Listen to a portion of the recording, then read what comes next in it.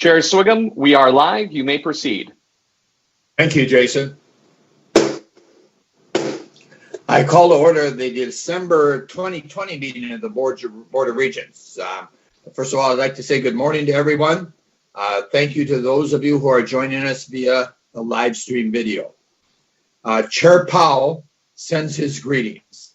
He had a prior commitment this week and is not able to be with us today. In his absence, obviously, I will be chairing today's meeting. We are back to meeting all in virtual format this month with all the regents, senior leaders, and presenters participating in Zoom. Thank you to our technology staff for your support as we continue to experiment with board meeting modalities. One quick note before we get started here today, if it's possible, since we are meeting in virtual format, all votes today will be recorded by roll call, as we are getting accustomed to. However, one change in our protocol for committee action items. Now, we've noticed this about 3 or 4, maybe different times, so hopefully everybody is aware of it now. Consistent with Robert's Rules of Order, committee action items approved unanimously will be consolidated into a single action item in front of the full board. Any member of the Board of Regents may still request an item be split out for a separate vote if you wish. But this procedural change will help streamline full committee report items and reduce the amount of time spent on roll call votes. Also at this time, I would like to let the members of the Regents know that it's my intent at this time to do the meeting without a break. We'll see how that moves forward depending upon time, but at this time, just so you members know, my intent is to do it without a break. So at that, let's turn to the agenda. The first item of business this morning is the approval of the October meeting minutes. Is there a motion to approve the minutes? Move to approve. Second? Is there a second? Second. I think I heard a second. Second. We have a motion to both approve and a second for the meeting minutes from October. It's been moved and seconded. We'll turn to discussion. Again, please use the raise hand feature to alert myself or board staff, OBR staff, if you wish to speak. Is there any discussion at all on the minutes from the October meeting? Mr. Steves, you see any raised hands? No, Mr. Chair. Okay, if there's no questions or comments, Mr. Steves, would you proceed to take the roll? Yes, sir. On the approval of the October minutes, Regent Anderson. Yes. Regent Anderson votes yes. Regent Beeson. Yes. Regent Beeson votes yes. Regent Davenport. Yes. Regent Davenport votes yes. Regent Herr. Yes. Regent Herr votes yes. Regent Hsu. Yes. Regent Hsu votes yes. Regent Kenyanya. Yes. Regent Kenyanya votes yes. Regent Mayron. Yes. Regent Mayron votes yes. Regent McMillan.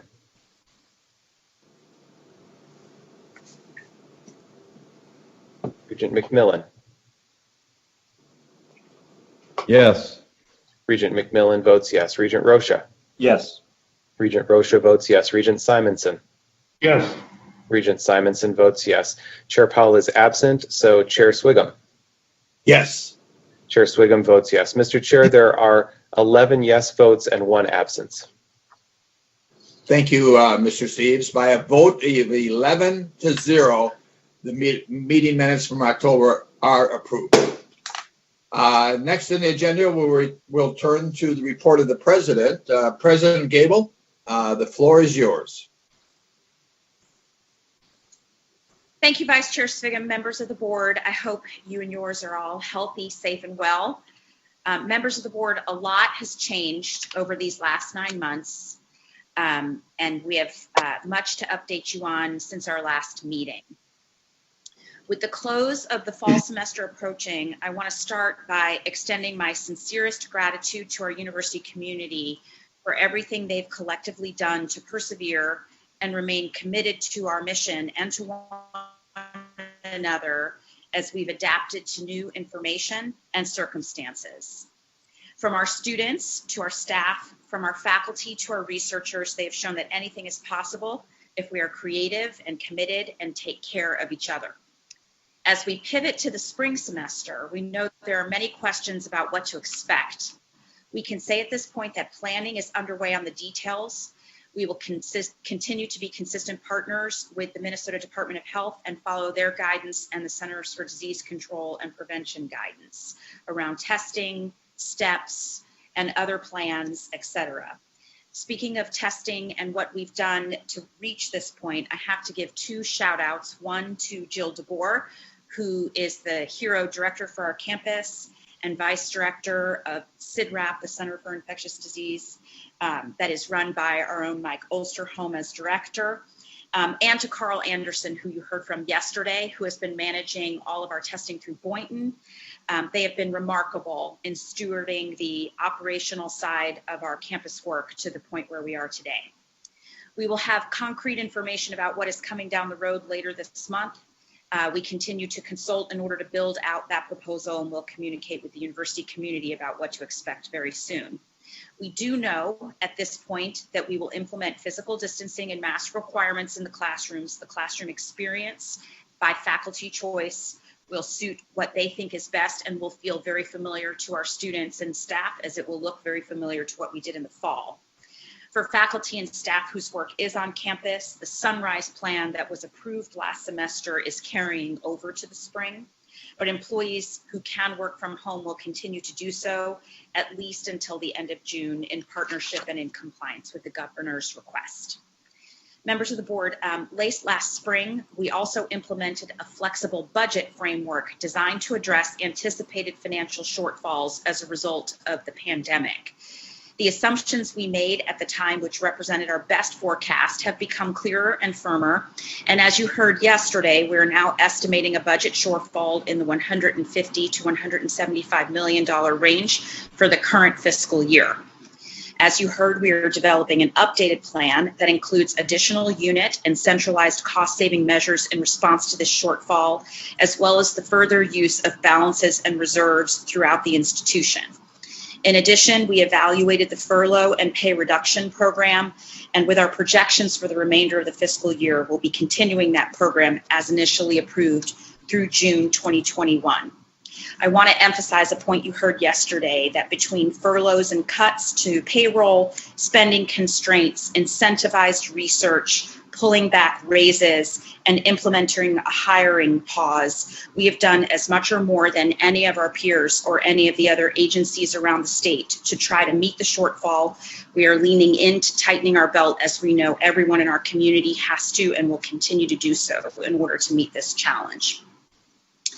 There is good financial news, though, because members of the board, we have heard that the Minnesota Senate joined the House in passing a 2020 capital investment bonding bill, which was signed into law by the governor. We want to express our appreciation to the legislature, the governor, and the lieutenant governor for their support, and we look forward to seeing those projects underway. Also, on October 20th, the U.S. Department of Defense announced the awarding of a new manufacturing institute called BioMade, supported by transformational funding, $87.5 million from the Department of Defense, matched with more than $180 million in cost sharing from non-federal sources. Planning is underway to house BioMade in St. Paul facilities on our Twin Cities campus, pending your approval, of course. This exciting award has the potential to advance a significant new bio-industrial manufacturing ecosystem in our region, which will create new research collaborations, spin-off businesses, and jobs. I want to update you on our mental health efforts. On October 22nd, the university and our partners at Minnesota State co-hosted the first ever statewide Student Mental Health Summit, which was attended by approximately 700 attendees, including members of this board, members of the Minnesota State Board, elected officials, and of course, faculty, staff, and students from all the campuses, including private college council and our tribal college partners. We're very excited about how this joint effort will catalyze the work of so many professionals in responding to college mental health challenges and how it helps to inform our impending student mental health initiative. This initiative will be a system-wide effort with centralized and coordinated communications function supported by university relations. It will represent the ecosystem of mental health, including upstream efforts and partnerships, research into underlying cause, more full understanding of the current circumstances, and on-campus support, including service delivery, how faculty can be understanding allies while maintaining academic rigor, responsive course design, well-being programs, and leveraging technology as appropriate. It will also be culturally responsive and intentional about reaching students from historically marginalized communities and backgrounds. And it will be tasked to consider where we can leverage higher education resources for students across the state of Minnesota and beyond. The program has been named. It's called the President's Initiative for Student Mental Health, or PRISM, and it will be formed in a committee set up very much like PIPSM, the President's Initiative on the Prevention of Sexual Misconduct, with representative composition and leveraging our deep understanding of how public health frameworks help us inform, prevent, detect, and ultimately treat the challenge that we're facing. Our new Vice President for Student Affairs and Dean of Students will be an important partner in the implementation of the Mental Health Initiative. I'm also pleased to report that the search for the new Vice President is going very well. The public candidates have been on campus. We are receiving extremely high feedback about that pool, and we should be wrapping up in the next couple of weeks with a recommendation to you. My deep thanks to co-chairs Michael Go and former Dean Jean Quam and the entire committee, students, faculty, and staff from across the system for their willingness to serve the university in this important process. We will also thank Interim Vice Provost Maggie Towell as she continues to serve in this role and has been serving on the search committee. The implementation of the Mental Health Initiative is a big part and a key component of our system-wide strategic plan, Impact 2025. And later in this meeting, I will update you on that plan more broadly with next steps, including efforts to refresh the University of Minnesota Progress Card and develop a new dashboard. Also part of that plan is a discussion of safety. And members of the board, in late August, I announced that we retained Dr. Cedric Alexander, a noted academic and civic leader with deep knowledge of law enforcement, to complete a comprehensive review of where and how we can evolve and how best to engage our community in that process. Dr. Alexander wrapped up his extensive conversations late last month with over 200 members of our university community, including students, faculty, staff, alumni, supporters, members of the board, and community partners from off campus. My thanks to everyone who participated and, of course, to all of you for your engagement. We look forward to Dr. Alexander's upcoming report and recommendations as he guides us towards what we all collectively want, which is a safe campus environment for everybody. Similarly, we will also be coming back to you in an upcoming meeting with an updated renamings policy. Recent months have inspired a lot of reflection on this topic, including the actions of higher education institutions and other public entities across the country that have evaluated how they honor with namings for buildings and monuments with figures with controversial pasts and legacies. We were using this time to really listen to our communities and stakeholders so that when we come forward, we can ensure that our values are fully reflected in the policy. Listening and engaging is a little different these days on renamings policy and in other ways, but members of the board, over the last few months, I've had the opportunity to engage our community in many important and meaningful ways that I want to share with you. I was able to co-chair the Twin Cities Habitat CEO Build. I was a panelist for UROC's Critical Conversations and had the honor of participating in the launch of MBOLD. I gave the keynote address to the ACG Minnesota's monthly luncheon. I spoke to the Twin Cities Communications Council and was a speaker at the Land O'Lakes Women's Leadership Network annual event. I also engaged in governance events and meetings, including MSA's Forum and COG's Executive Committee. I met with the FCC and the University Senate several times and with the UMAA and UMF executive boards, amongst others. I also joined national leaders at the annual APLU meeting last month, participating as a keynote panelist in the session entitled Resilience and Equity. And I engaged national media while participating on a panel for Project Launchpad, which highlighted the student mental health question in the national landscape. I also had the opportunity to physically visit the Hormel Institute in Austin, very safely with social distancing and masking requirements fully intact, to discuss opportunities to advance our important partnership. And I was honored to accept board seats with the American Council on Education and with our own Medical Alley Association. I've engaged with our donors and supporters and alums in different regions around the country virtually, including the Northeast and Mid-Atlantic regions, and also had the opportunity to work with the foundation with our national audience as Dr. Mike Osterholm and I held an event called Impact Leaders. One of the main things he and I discussed was the upcoming presence of the vaccine and its potential impact on society as a whole and our campus community. I want to let you know that the university has a COVID vaccine team working with the Department of Health around distribution plans to ensure that all of our students, staff, and faculty have access in the appropriate sequence. So the light is shining at the end of the tunnel, although there is still some distance between us and that light. And we are communicating regularly with our campus community to make sure that we don't take our eye off the prize of prevention efforts in the meantime, including masking, social distancing, and staying at home whenever possible. But the event with Dr. Osterholm really highlighted that there is a silver lining and a lot of good news around the work of the university during this difficult time.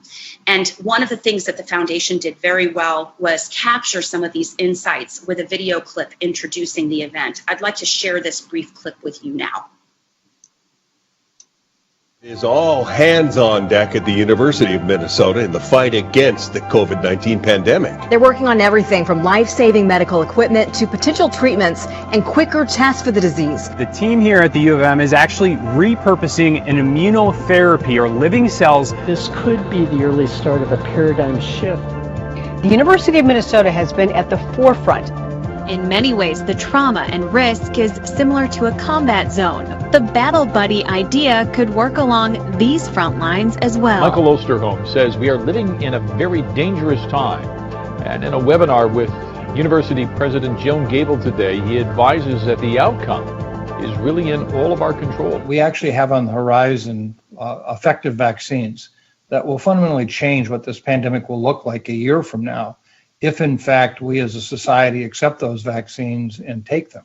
We're developing a vaccine that's based on T lymphocytes that can kill virally infected cells. I am the most proud of the people that step up and work together. In the same spirit of this video, I'd like to close my report, as has become practice during this time, with shout outs, with the kinds of things that make us all UMN proud. So first, a shout out to CSE's Dr. Rhonda Franklin for being named Minnesota's 2020 Scientist of the Year by the ARCS, which stands for Achievement Rewards for College Scientists. A shout out to our TechCom team for earning a Minnesota Technology Association TechNE Award for COVID-19 community response, which is a great recognition of the university's nimble development and translation of critical technologies in the face of the pandemic. A shout out to the University of Minnesota Foundation, including Kathy Schmidlkoffer and our beloved Driven campaign co-chairs, John and Nancy Lindahl. They use leadership, faculty, and staff, and the passion commitment of our over 300 campaign volunteers for surpassing the $4 billion campaign goal. A shout out to Gopher Athletics, Athletic Director Mark Coyle and Coach Fleck, and our football team, who've been through a lot, for hosting ESPN's College Game Day for a second year in a row, and the first 2 times in our university's history. A shout out to the creators and contributors of the TPT-produced documentary This Free North, recipient of a 2020 Upper Midwest Emmy Award. This important work celebrates the 50th anniversary of the African American and African Studies Department, reflecting on the people and events that led to its creation, as well as its impact to this day. We were very proud to host the premiere last February at Northrop, one of our last large events together, and my sincere appreciation to our many campus partners for supporting this work. Also, today it's the 144th anniversary of the birth of Ada Louise Comstock, the university's first Dean of Women. And before I conclude my report, Mr. Vice Chair, I'd also like to recognize that 50 years ago today, our alumnus Norman Borlaug received the Nobel Peace Prize for his research in hybridizing wheat to increase crop yields. Thank you, Mr. Chair. That concludes my report.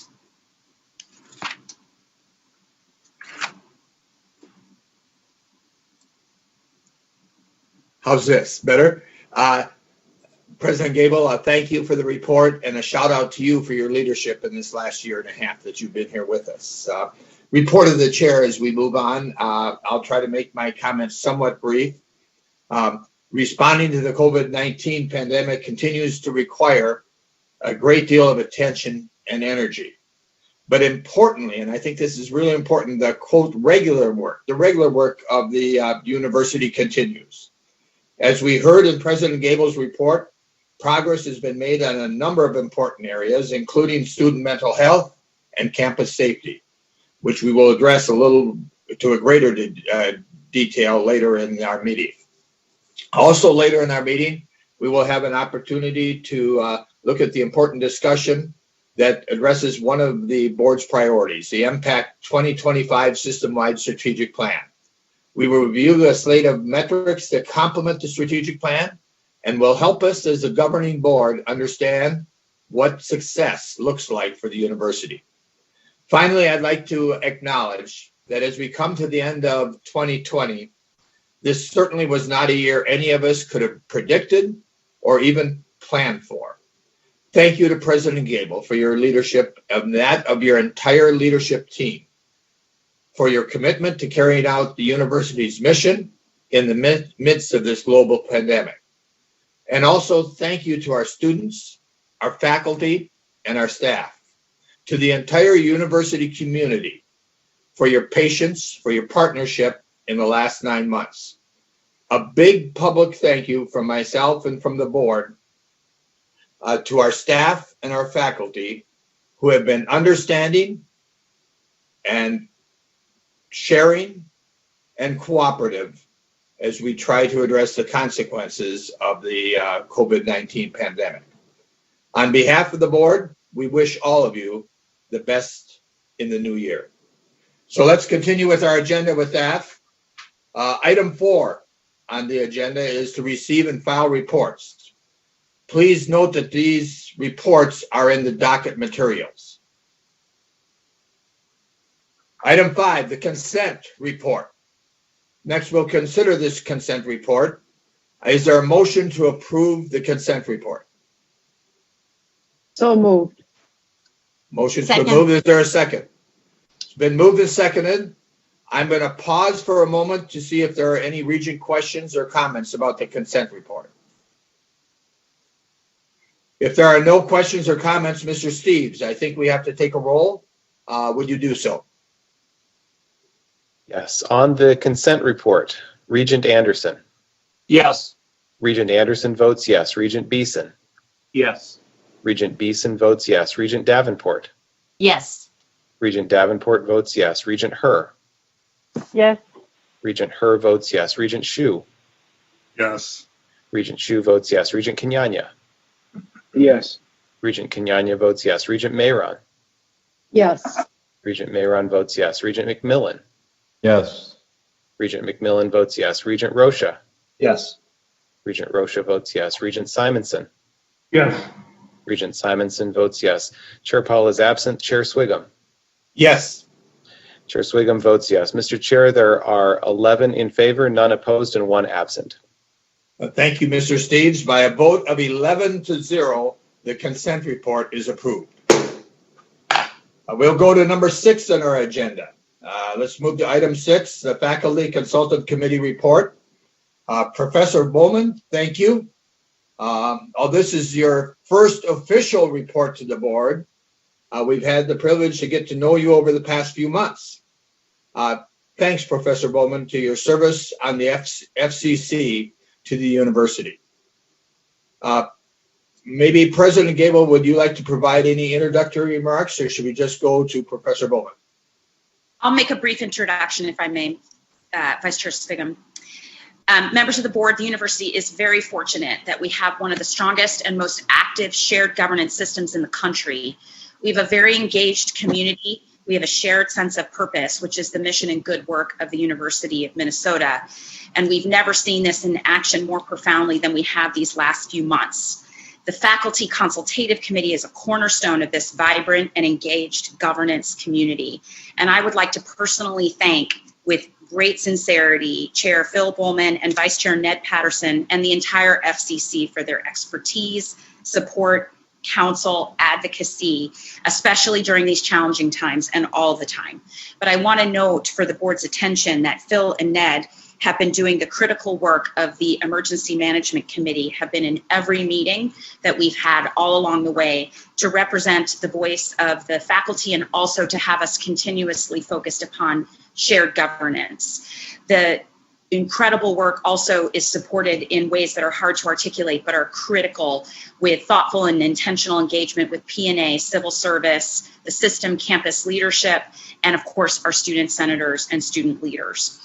Members of the board, the FCC is comprised of leaders like Phil and Ned who care deeply about our university, who signed up for leadership having no idea what this time would be like, and who've already added this commitment to an already demanding and often stressful workload.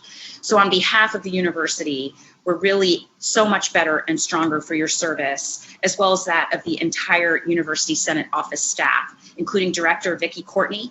And now would be, I think, an appropriate time to give deep appreciation and a shout out to Renee Dempsey, who is an unsung hero who runs much of what we do in shared governance, and she is retiring next month after incredible service to the university. So members of the board, the last 6 months have been extraordinary, and the depth and breadth of the FCC's important contributions to our shared work is most clear and evident, as you will see in this report today. Thank you, Mr. Chair. I'll defer to Chair Bowman and Ned Patterson. Professor Bowman, the floor is yours. Vice Chair Sviggum, members of the board, President Gabel, first of all, thank you for your kind words. On behalf of FCC Vice Chair Ned Patterson and my other colleagues on the Faculty Consultative Committee, I'm pleased to present you our committee's fall semester report. A lot has happened since the last FCC Chair report in June. Since then, we've had 11 meetings of the Faculty Consultative Committee, 8 meetings of the Senate Consultative Committee, and 3 special and 1 regular University Senate meeting. Vice Chair Patterson and I participated, as President Gabel mentioned, regularly in the Emergency Management Policy Committee meetings, and governance input has been provided at the meetings of the Provost Fall 2020 Scenario Advisory Team, the Academic and Student Affairs Work Group relating to COVID-19, and the Academic Research Planning Work Group.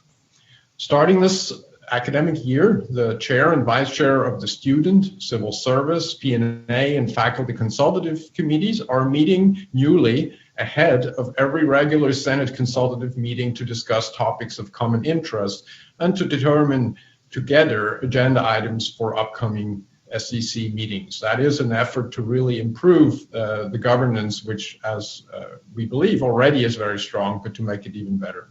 So with this report, I'm only able to report on selected topics that the FCC and the SCC have been working on. Let me first address Title IX mandated federal regulations. Many meetings were held to address the university's response to the new Title IX mandated federal regulations on sexual harassment and misconduct, which required implementation by August 14th. This process involved meetings with governance committees, including student, civil service, P&A, and faculty representation. We would like to thank Tina Marasam from the Office of Equal Opportunity and Affirmative Action for leading this effort and working closely with FCC on this issue. As you know, after the developed policies were discussed and approved by the Board of Regents, the SCC sent a letter to the Board of Regents emphasizing the preference of students, civil service, P&A, and faculty for hearing panels of 5 members. Since then, the Faculty Consultative Committee, Student Consultative Committee, Civil Service Consultative Committee, and P&A Consultative Committee nominated selection group members, and the Office of Equity and Diversity selected from those nominations 9 representatives, who then selected 36 members of the hearing panel pool. I'm glad to report that last week, those panel members had their first training. The process is going smoothly as envisioned earlier this summer. Let me switch to campus safety. In response to the killing of George Floyd, a group of students presented in June an amendment to the University Senate bylaws to create a new Senate Committee on Campus Safety. In the University Senate meeting on June 29th, the proposed amendment passed with a narrow majority, but the vote did not meet the threshold required by the University Senate Constitution for a bylaw change to pass in a single Senate meeting. So the University Senate Constitution required that a second vote be taken, which took place on November 5th, resulting in the acceptance of the bylaw change by a wide margin. In the debate at and in between the two Senate meetings, many senators made suggestions for improvements of the proposed amendment and expressed a preference to temporarily postpone the creation of the committee, not for a long time, but for approximately a few months.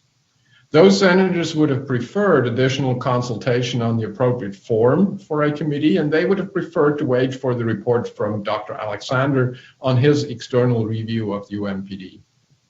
However, and this is really important, I must emphasize that even among senators who expressed these concerns, there was always a lot of support for the ultimate formation of a Senate Committee on Campus Safety.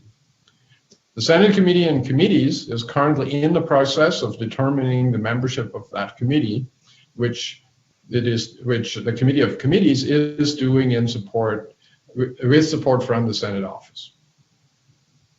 Let me move on to the academic calendar and teaching modalities. Extensive consultation involving FCC, SCC, and the Senate committees on education and policy happened around the question of when to start the fall semester 2020 and the spring semester 2021, whether there should be a spring break 2021, and what teaching modalities should be used. This involved 2 votes in the Faculty Senate, with much effort from the FCC to inform senators ahead of the meetings of key information relative to their vote. I want to highlight in particular one topic, which is the spring break question. Spring break was canceled on many of our peer campuses. However, the Twin Cities and Rochester campuses will have a spring break for a number of reasons, most importantly because our students expressed a strong preference for a spring break as a much needed break to recharge and prepare for the end of the semester. Notably, the spring break will coincide with the spring break of the Minneapolis and St. Paul schools, which will be a welcome break for faculty and student parents. The timing of the April spring break allows us to retain the option of going fully online with instruction after spring break if the circumstances of the pandemic require that. You have all seen the recent peak in COVID-19 cases in Minnesota. And so at that time, universities in other states had to switch very quickly to different teaching modalities.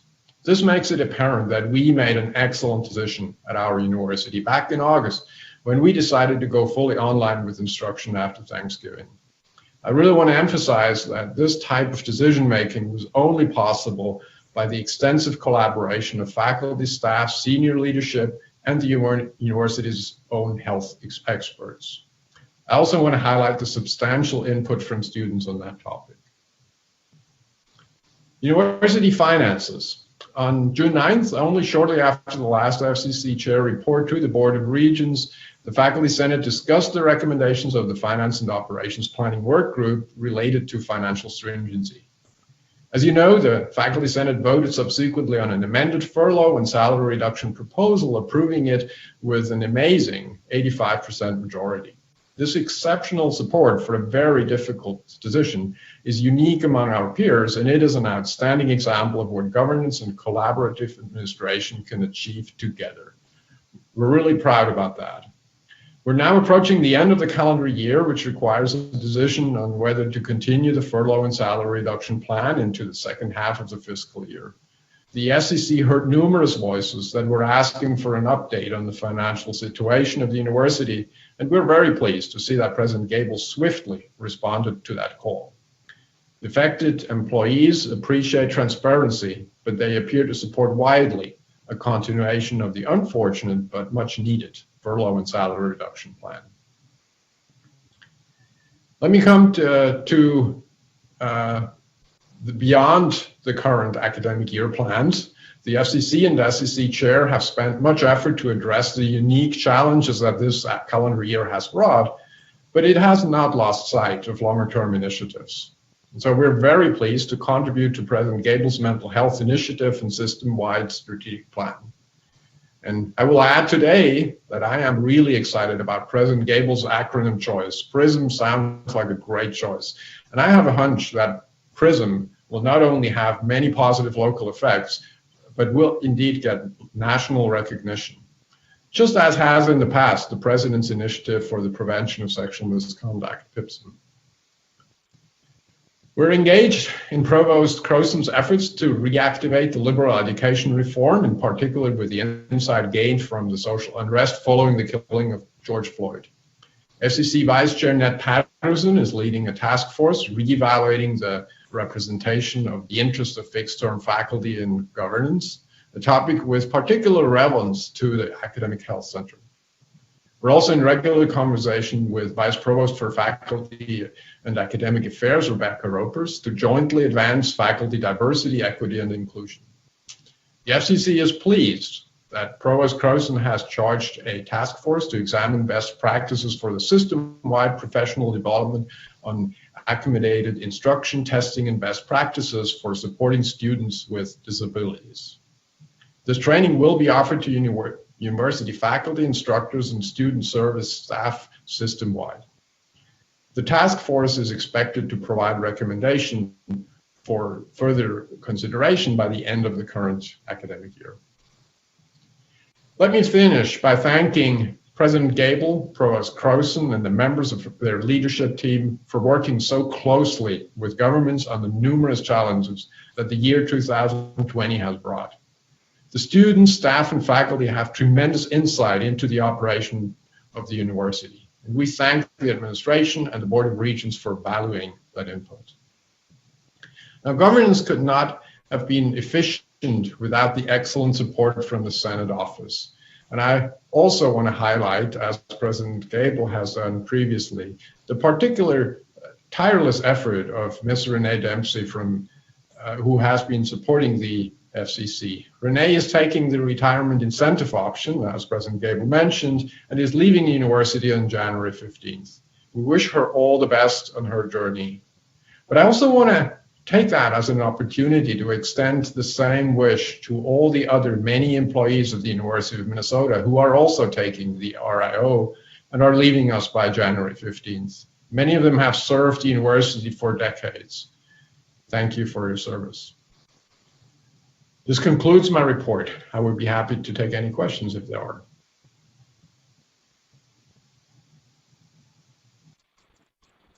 Thank you, Phil, very, very much. And again, thanks for your service.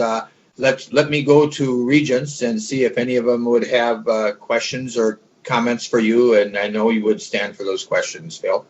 Brian, are there any Regents you see that have a raised hand feature? Regent McMillan would like to ask a question. Okay, Regent McMillan. Thank you, Mr. Chair and Professor. I have had the opportunity to work with some of your predecessors and with you in your vice chair role, and you continue a long and unbelievably talented group of folks who step up to answer that leadership call at the Faculty Consultative Committee. So thanks for your service. A couple comments and then a question to end. Number one, you got the best background in this entire online era. So thank you for that fine system background there. That is awesome to see all 5 of our mascots and our campuses represented. Second, I also had the opportunity to work with Renee Dempsey, and what a stellar and talented person she is. So I'm sure she's listening, and she plays a key role, really critical, and you've already acknowledged that. I wanted to do the same thing.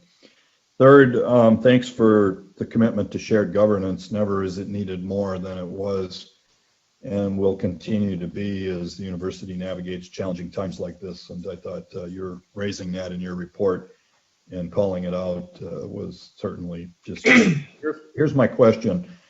On the Title IX process changes that came at us, you put some detail in there about the numbers of professors that have been chosen that need to be trained and how the committees came together, the size. When that was before us, there was some concern that it might be a challenge to find faculty and staff who would be willing to do it, because it's a bit thankless and certainly it requires training. So my question is, how are you finding interest in that at the faculty level? Are people enthused and stepping up, or do you have to really pull teeth to get folks to join you? Professor Bowman? Vice Chair Swigum, Regent McMillan. So as we kind of expected, indeed, it was easier to find students and staff members. Actually, that really was not hard. It took just a little bit more time, but there did go out a call, broad call to the whole faculty, asking for membership, both on that committee that was selecting the panelists, and then there were applications in a separate call. And even though the number of people who self-nominated was not quite as big, it did not cause really a shortage of people. So we were quite actually pleasantly surprised about that. Good, thank you. Thank you, Professor Bowman. Brian, do you see any other raised hands? I do not. Mr. Chair, I do not see any others. Well, thank you again to you and the FCC and your service, Professor Bowman. And we'll move on the agenda to number 7 on the agenda, the MPAC 2025 measures. One of the key functions of any governing board is to ensure progress is being met, and we specify what that success looks like. These measures attached to the MPAC 2025 strategic plan will do just that. We need to perform. We need to be measured. President Gabel, I think I'll turn it over to you. Thank you, Vice Chair Swigum and members of the board. I look forward to updating you on where things have come since the last time we had a chance to visit about this. Next slide, please. So at the June meeting, the board approved the MPAC 2025 plan, which is, I'll remind you, the university's first system-wide strategic plan. And MPAC 2025 included 3 phases of planning, as well as broad consultation over the last year with faculty, staff, students, alums, partners, the legislature, and we were all over the state in this consultative effort. Next slide, please. Inspired by the state of Minnesota, MPAC 2025 reflects our commitment to world-class research, teaching, and service undertaken in the spirit of the university's land-grant mission to equitably create access and innovation at home and with global impact. At the July meeting, we kicked off the metrics planning phase of this effort. And since then, I, along with the senior leadership team of the university, have been consulting widely. And at the October board meeting, we discussed metrics planning in more detail with you. After that meeting, we sent out a link to the system seeking feedback on potential measures for the plan through the online form and portal available on the president's website. Our thanks to those who have provided input. It's really helped shape this proposal. Next slide, please. Today's discussion furthers this conversation with proposed measures for your review. But I want to start with a little bit of stock taking on how we propose to map this story, what it means to tell our story, or like my marketing colleagues would say from my business school deanship days, the brand architecture. How this plan inspires our community to push itself in new directions and be the absolute best that it can be, but also how we create accountability, not as a stick or as a weapon, but instead just so that there's transparency and an easy to understand, shared, common understanding of whether we're progressing, whether we're doing what we say we do, whether we're achieving what we hope to achieve, or where we need to improve. Next slide, please. The first level of accountability is the MPAC plan itself. Each of the action items within the plan are assigned to senior leaders, and the measures we're proposing today have been developed by those senior leaders in consultation with key stakeholders across the university and with me. In your Appendix C in your docket, you'll see noted a more detailed summary of the action items within the plan and all of the organizational structure we have in place to measure them. This is a long 17-page table with a range from 3 to 9 measures per page. It's a lot to digest in this type of setting, but we bring it to you and put it in your materials for context. We consider it an internal operational document, but we want you to see it because we want you to understand how all of this work actually happens and what sort of structure we have in place to make this more than just a document on a website. So while we're affirming that the measuring of all the goals and actions in Impact 2025 will be a part of our annual accountability reporting, our focus today isn't so much on this level of detail, but on the more elevated governance level of detail that we think is most critical for you in your work. Next slide, please. The first of this elevated accountability is the University of Minnesota Progress Card. The current progress card was established with much appreciation to Regent Beeson and President Kaler and others who were in leadership at that time. As I've said before and will say again, it was an innovation ahead of its time, not only for the university, but for all of higher education that many of us look to at other universities for how to keep ourselves on track. It inspired many of us who were serving on other campuses, and it was the beginning of our ability to think of the 3 legs of the stool around this kind of accountability: storytelling or brand architecture, inspiration, and accountability. Our first accountability step is updating the current progress card that we call the Maroon and Gold Progress Card, which is currently made up of 37 different discrete measures that we use to drive university performance and support oversight of specific obligations or aspirations that have been set by the board in partnership with the administration. In July, we shared with you a draft of an updated progress card, which gauged the university's progress over the last 2 years. Next slide, please.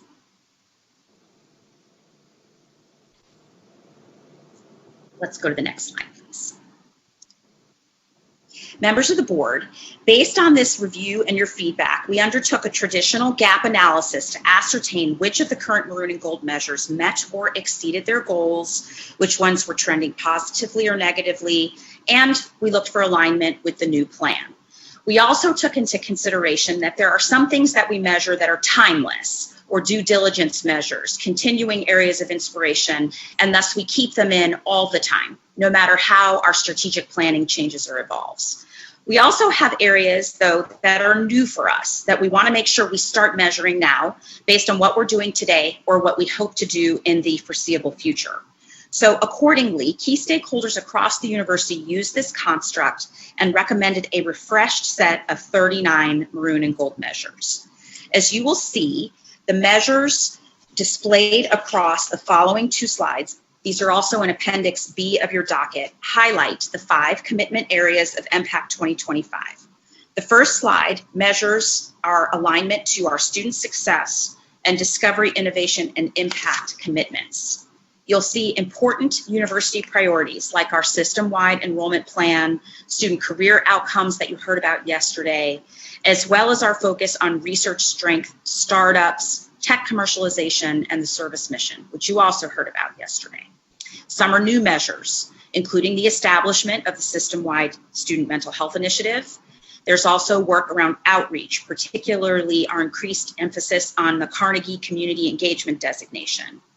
While others, we simply propose to stay on the progress card as everyone in higher education should, such as graduation rates, research and development expenditures, amongst others.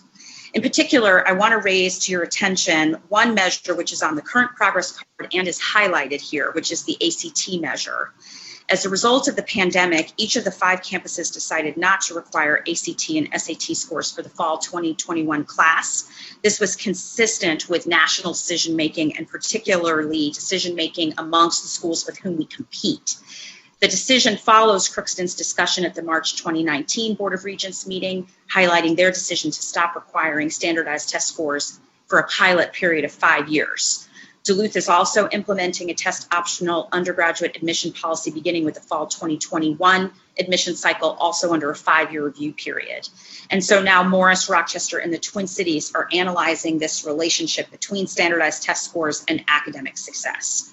Of note, however, ACT data is still important in other areas such as rankings and in the operationalization of the admissions process. So I highlight all of this to ask whether the ACT should remain on the progress card as we refresh it. But I want to come back to that question in a moment. Next slide, please. The next slide highlights measures aligned to intersections, community and belonging, and the fiscal stewardship commitments. Here you'll see important university priorities like medical research, our innovation in intellectual property, particularly patents or disclosures related to patent filings, how representative are we, our commitment to lowering student debt, our commitment to reducing administrative overhead through operational excellence. Some of these are new measures, from establishing the next generation campus climate plans, while others continue over from the previous progress card, such as the sense of belonging, reducing debt, and a few others. Next slide, please. So members of the board, we think about this progress card in a context. When we do strategic planning, there are adages that I used to teach back in my business school faculty days about strategic planning, that a good strategic plan is 80% carrying over and ensuring that what you do well, you continue to do well. That 10% is the introduction of just fundamentally new things that you should be doing. And then 10% is aspiration. These are arbitrary percentages, but we think you see this reflected most profoundly in the maroon and gold measures. And I know there was some discussion about this yesterday, that some of the measures are carryovers where we continue to want to do well, keeping your eye on the prize, recognizing that the core of who we are is excellent and that it takes purposeful behavior and focus to keep us excellent in those areas. There are several measures that are new, meaning we simply want them to occur, like the launch of the Student Mental Health Initiative. We don't have one now, we want to have one. When we have one, we will have satisfied that measure and may introduce other measures. But for the beginning, we want to recognize the toggling of the switch into having it. And then a certain percentage of our measures are aspirational. They are intended to be hard to achieve. They are intended to be the moonshot that pushes us in ways that perhaps we haven't pushed ourselves before. We're also thinking about how, in this composition of these measures, we can be more strategic. The table of maroon and gold progress card measures is a table that you are very interested in, some members of our community are very interested in, but it doesn't necessarily answer questions. It doesn't tell the story for anyone who might want to know more about us, understand what we're doing, or be able to digest whether or not by fulfilling those measures we are in fact fulfilling our promises. We want to be able to show that our commitments are being fulfilled to anyone who might want to look into us, who might want to hear our story, who might want to understand or be able to answer the question, what does the University of Minnesota do? Well, according to our strategic plan, what we do is we promote student success. We are a research powerhouse. We serve our state at levels that impact the world. We are equitable, diverse, and inclusive, and we are responsible stewards of our resources. And we want part of our reporting on the strategic plan to show that. So this next and highest level of accountability is an introduction of the MPACT 2025 dashboard. Next slide, please. The proposed dashboard is made up of 12 or 15 of the maroon and gold progress card measures. It covers specifics at the highest level that communicate how we're fulfilling the commitments, how we represent our mission and values in those commitments, and how we demonstrate that we are doing what we say we will do. It's an executive summary, in a manner of speaking, told visually of who we are as an institution and what we aspire to be. So for example, under student success, we would highlight enrollment, graduation, student outcomes, and placement. We do much more than that in order to promote student success. But these are proxies or straw man measures that if they are working at the levels that we commit to, we know that the underlying measures are working too, and that our students are in fact more and more successful by virtue of their time with us than they would have been otherwise. Under discovery, innovation, and impact, we would highlight our research expenditures, the impact of that research, and our service. Under Minter sections, we would highlight NIH funding, med and ag tech patent power, and our sustainable development efforts. Under community and belonging, we would highlight campus climate and job satisfaction. And under fiscal stewardship, we would highlight operational excellence and student debt. Next slide, please. This is a new tool, and this is a mock-up of what that tool would look like. So for each dashboard measure, you would see a story, not just a number or an outcome, but how what we're doing actually shows what we do, how we impact, who we are, our progress relative to others. Next slide, please. For each dashboard measure, there would be a click-through that would allow a viewer to see supporting data via graphs and tables, as you would expect to see on any traditional dashboard. These are represented by the graphics on the right. So members of the board, updating the progress card and adding the new dashboard is not everything we do. It's not everything we measure. But by refreshing the progress card and the new U of M dashboard, we do provide the tools we believe for your governance and for the community at large to understand and hold us accountable for our core achievements of the university and this administration as we implement the strategic plan. I do want to note with great appreciation for the whole operational layer of accountability across our institution that's not necessarily captured in the dashboard or even in all the appendix information that we provided. This all happens because of the work of each and every person, the advocacy of each and every group, and how it all feeds up into the Impact 2025 commitments and how we measure them. Next slide, please. So to this end, you'll hear from chancellors and, if you so desire, deans on how their implementation aligns with the strategic plan. But in terms of board level governance and oversight, our intention is that the proposed refreshed progress card is the bridge between the operations of the university and the board. And then the dashboard becomes our outward-facing storytelling tool for our broad community and our constituents who want to see how things are going without having to get into the weeds, if you will, that you would be in or that we would be in as the operation and administration of the university.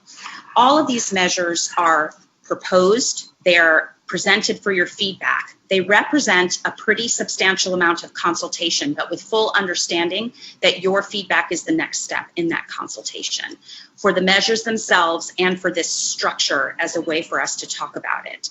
So we'll use your feedback today as well as continued feedback from our university community in the days and weeks ahead as we come forward at the appropriate time with the final set for your approval. So Mr. Chair, with that, I conclude my comments and look forward to the discussion. Thank you, President Gable. Let's turn to regents.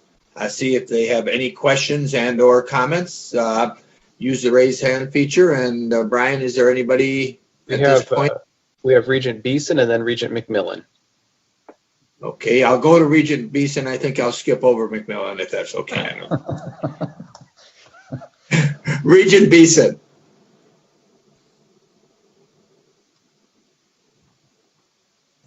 Regent Beeson, you're muted. Unmuted, okay.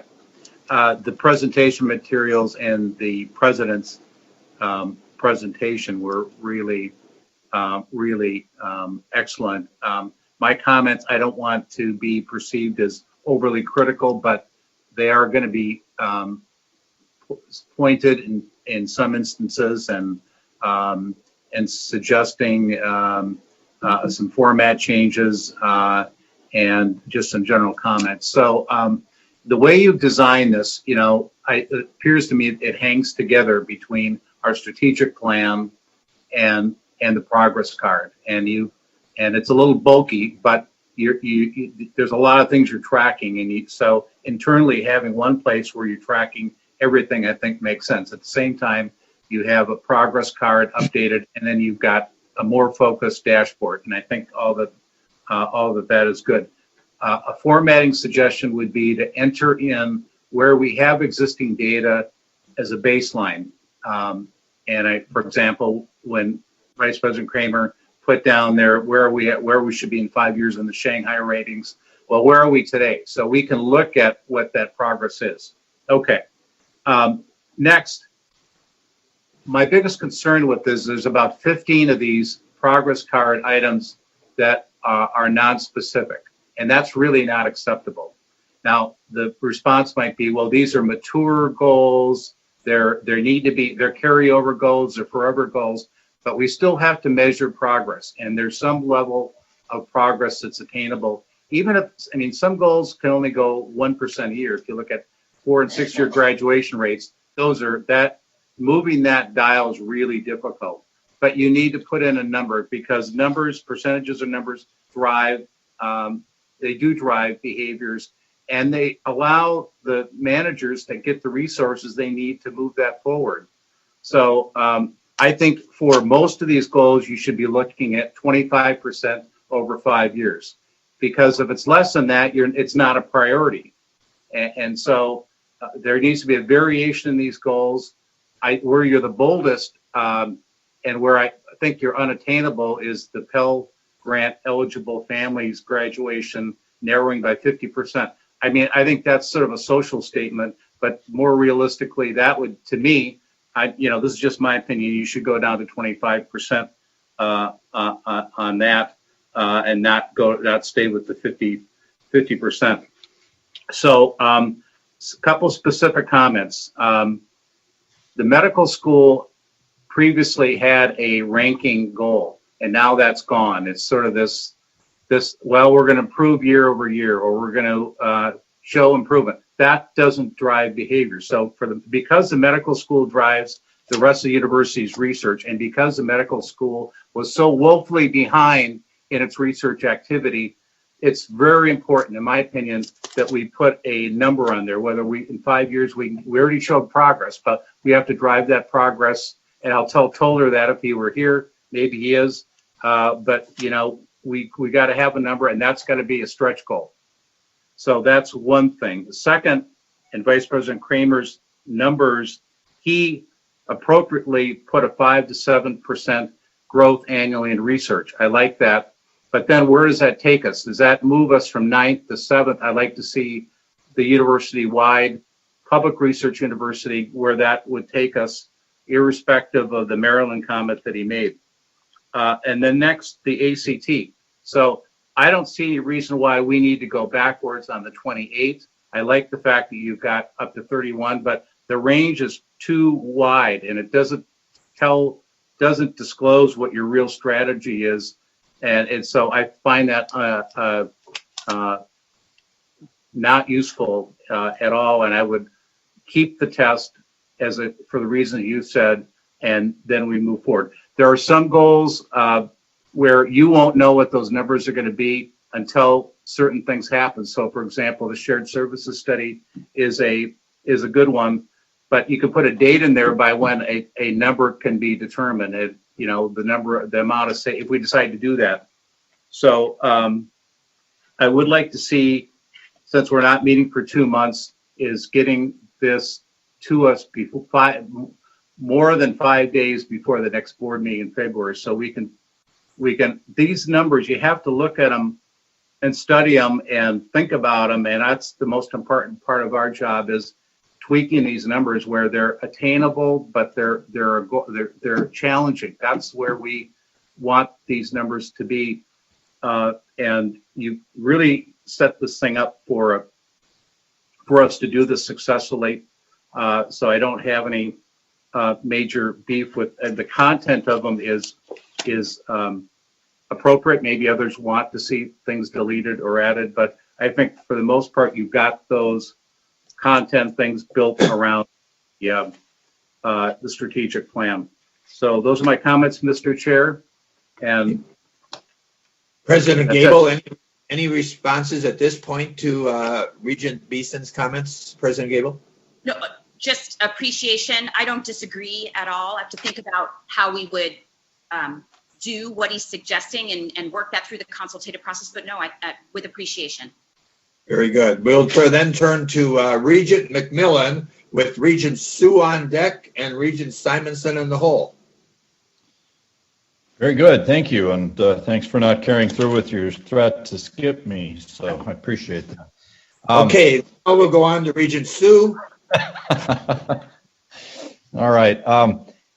President Gable, of all the things that I think you've accomplished that you set out to and that you've done despite getting broadsided as a university and as its leader by COVID, this is one of the most impressive that you've kept this moving and that you continue to have your hands in it at the most, the deepest level, and that it continues to be a system-wide plan. And so starting with that, I just want to say that this would have been an easy one to delay, pause, whatever academic word you want to use. You haven't let that happen. And I think it is moving forward very, very nicely. Now, in a spirit a little different, but similar to Regent Beeson's, I've got a couple comments on specific measures in the progress card, and then one content, and I appreciate the way Rick framed that up, one content ad that I want to see, and you probably know what it is. But as to specifics, when I look at items 3 and 4, advanced goal ACT interquartile range and increased percentage of Minnesota high school graduates, I don't know where I stand on that, and I don't fully understand how we're going to come to a agreement on what that ought to be if a slice of the system is going test optional, and or maybe all the system. I don't want to prejudge that. I'm sure other regions have senses of it. It feels like we still need something in that space, but whether it's that issue or the percentage of grads, Minnesota high school grads attending the university system campuses, they're interrelated and they're part and parcel of your system-wide enrollment plan that, again, you have in an unprecedented way made okay and actually expected for the board to talk about and engage. And so I don't know. I don't have an answer for that, but I don't think you can plug an ACT number in or a percentage of high school grads without thinking through the system-wide cascading consequential nature of the UMTC lowering its standards, digging deeper into its wait list. That cascades all the way down through our system and impacts Minnesota State, although that's someone else's issue. But it's all got to be tailored or tied together. And I don't quite know today how to do it, but I'm very, very interested in that. And we've got time now to continue to refine this. So on those two specific comments there, here's my content piece. As I work from a dashboard to a progress card to the measures, I really think that when I look at commitment 2, and my theme is connecting with the state, counties, cities of Minnesota and the businesses of Minnesota.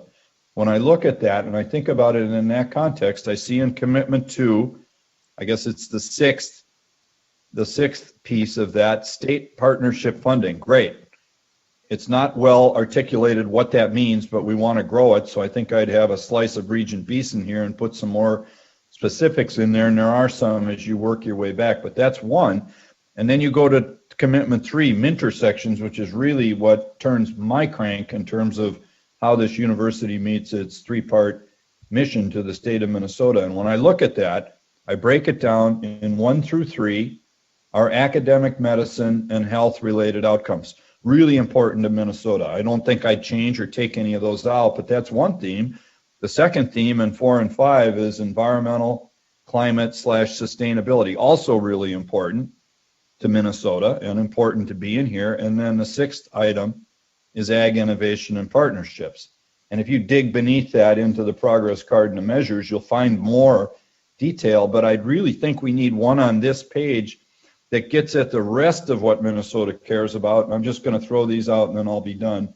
Water, wildlife, trees, mineral resources, and business priorities. And I don't quite know how to capture all that, but it feels like when you break Minter sections into those 3 groups, there's a 4th group there that really is what else is in this state that we really care about.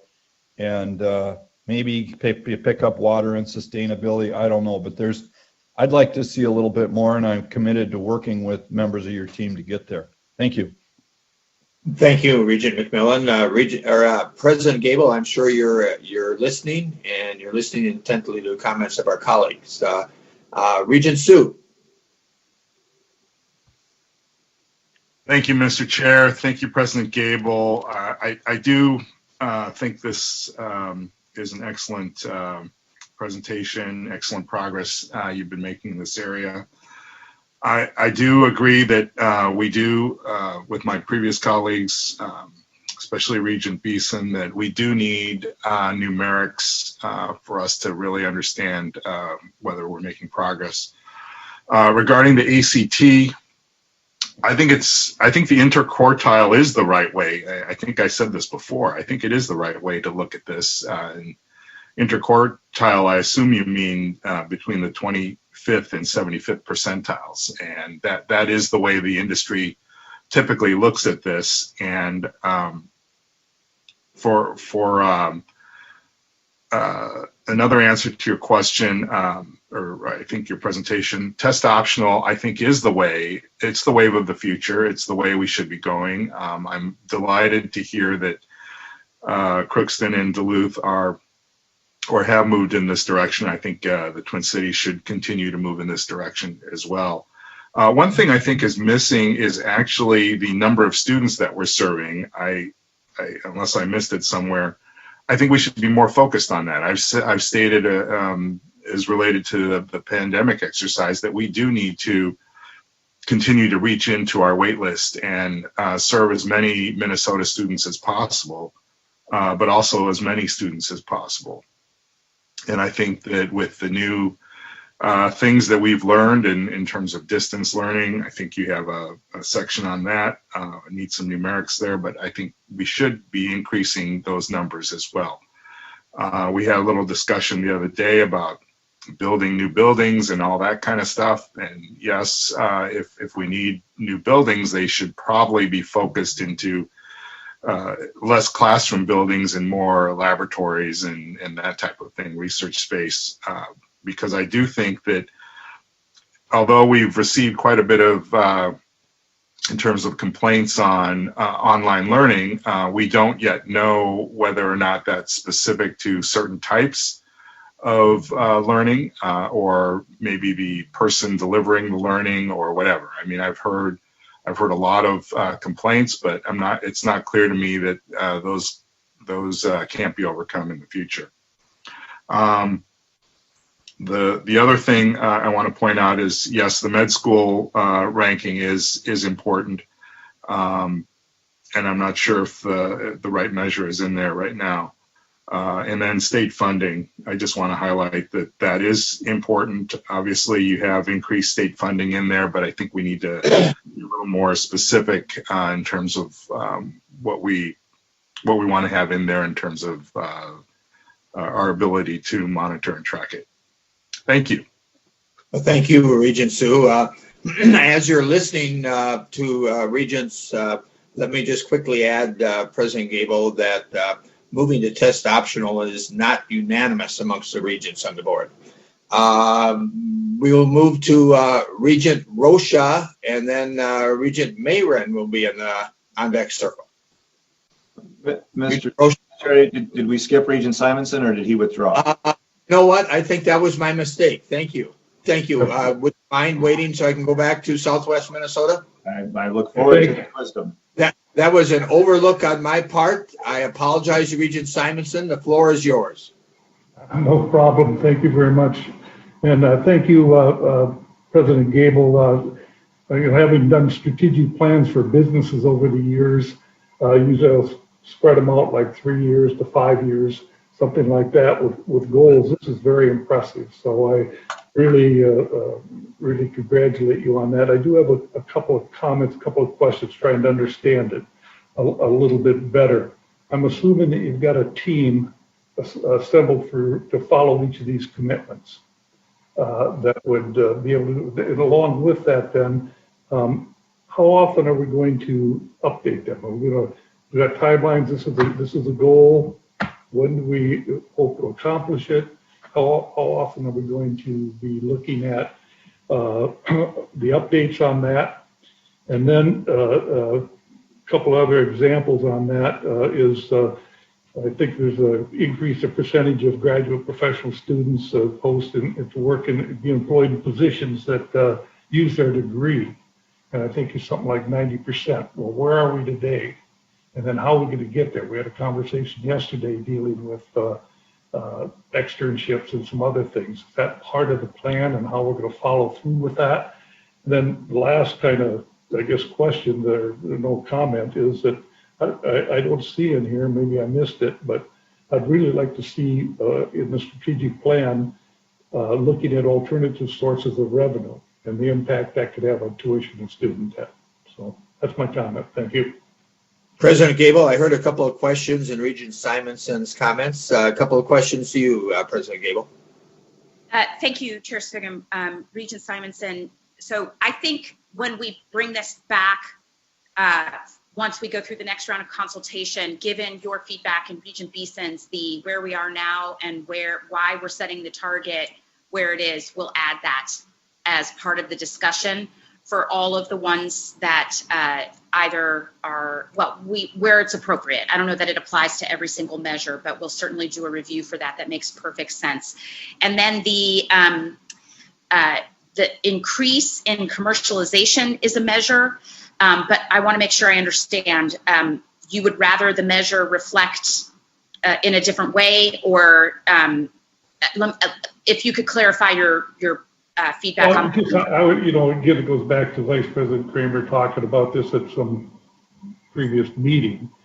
And you've heard me comment, where our average over 4 years is something $20 million on royalties or some income. And how can we grow that to 80 to 100 billion?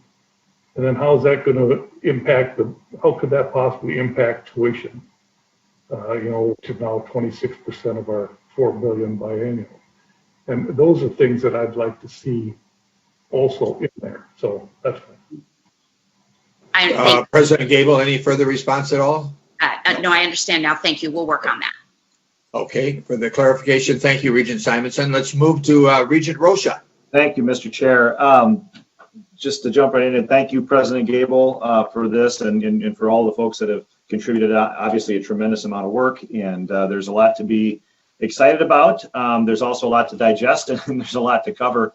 And I'm sure every region would love to have the ability to kind of walk through almost item by item. That isn't possible, and maybe we'll have a chance that we can even have some dialogue by email with the board office or with the president's office if there are additional questions and stuff. I want to just talk about a couple things that I think are really significant. And again, there's a lot to be excited about, but kind of building a little bit off of Regent Beeson's comments. I tend to look at the things that that stand out, that have the most day-to-day impact, certainly from a public perspective. And when we get into the area where we talk about reduced administrative costs, I'm very happy to see that on there. But at the same point, it says reduce administrative overhead year over year. That doesn't give me much to focus on. I don't know what that means. If it's one person could say, well, we didn't increase as fast as inflation, therefore we had a reduction. Whereas another person might say, well, we really ought to be looking at a 10% decrease per year and get us back to a level that would create more flexibility for pricing for tuition and investing in other things. And so the lack of specificity on that is a challenge to me. I love the concept, but I would really like to see something really specific and something that's a stretch goal, as has been pointed out. By contrast, I want to touch on the item that has gotten some media lately with respect to the $50,000 tuition for people from families that earn under $50,000 a year. The challenge with that, well, first of all, that's a huge change in policy. That's not just simply we're going to start to measure something and try to achieve a goal, but that would tend to, if this board approves it in that current language, would be a pretty dramatic change in policy where we would literally be changing pricing on the back end, not in terms of aid to a student, but in terms of what someone would actually pay. At least that's the way that it reads to me right now. And that I think would really be important to understand. Now, what's interesting to me is that in that same block, it talks about seeking to reduce the student debt. And I think that's a laudable goal, but I'm wondering if they don't overlap. I don't know that I don't know that a student that comes from a family that makes $50,001 a year feels good about coming out with $25,000 in student debt, whereas if their family had earned a dollar less, they would have been expected not to come out with any debt. And so I'm very interested in what the interplay on those might be. Now, that being said, I also noticed that there was an increase in philanthropy aid. And I think that's really important. This is something that's been around in my world for about 30 years, where the foundation was focused on trying to develop enough aid, enough of a core of aid that students that would fall into the low income categories would be able to attend school through the support. And while this is important, and Chair Sviggum had made a comment to this effect, if we do it through either pricing or through direct institutional aid, that money's coming from other students. Because if it wasn't going to aid, it could be used to keep the cost of tuition down. And so to me, that pay it sideways is not very attractive when we don't know. Again, I mentioned yesterday, we don't know how much access students have to their family's money. And we can make presumptions, and maybe it's an overwhelming majority, but for those that don't fall into that category, it can be very, very difficult for them to be paying additional. So other students who may have access to more support from home than they do would not have to pay anything at all. So I really want to understand more about what that's supposed to look like. If it's a function of foundation aid, philanthropic support, I'm very much in support of that. And obviously we have to be working with our foundation to do that. But if it's a function of raising tuition on some students to reduce tuition for others, I don't know that's a great policy. I think it creates some real divisions, but also I don't think it's very accurate in identifying where the real aid need might be. Just to put it in context, when the first budget that I ever voted on, tuition was $2,085. And today, following just an inflationary chart, that would be $4,171.99, so under $4,200.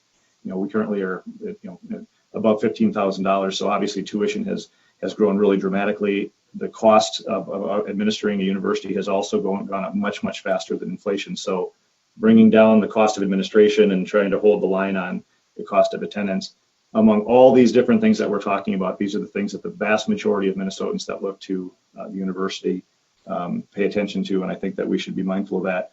Finally, when we talk about, I'm very pleased to see that there's a commitment here to increasing the number of Minnesota graduates that would be attending the university. I would suggest that we need to break that down further, because we really are three states, and we've got the core city, we've got the suburban ring, and then we've got rural Minnesota. The core city and rural Minnesota are underrepresented, and that the suburban community, the students have, I think, are well represented at the university, and I'm very pleased with that, and it should continue and should grow. But breaking it down by those different areas, I think, would be something that's important for us to measure. Thank you, Mr. Chair.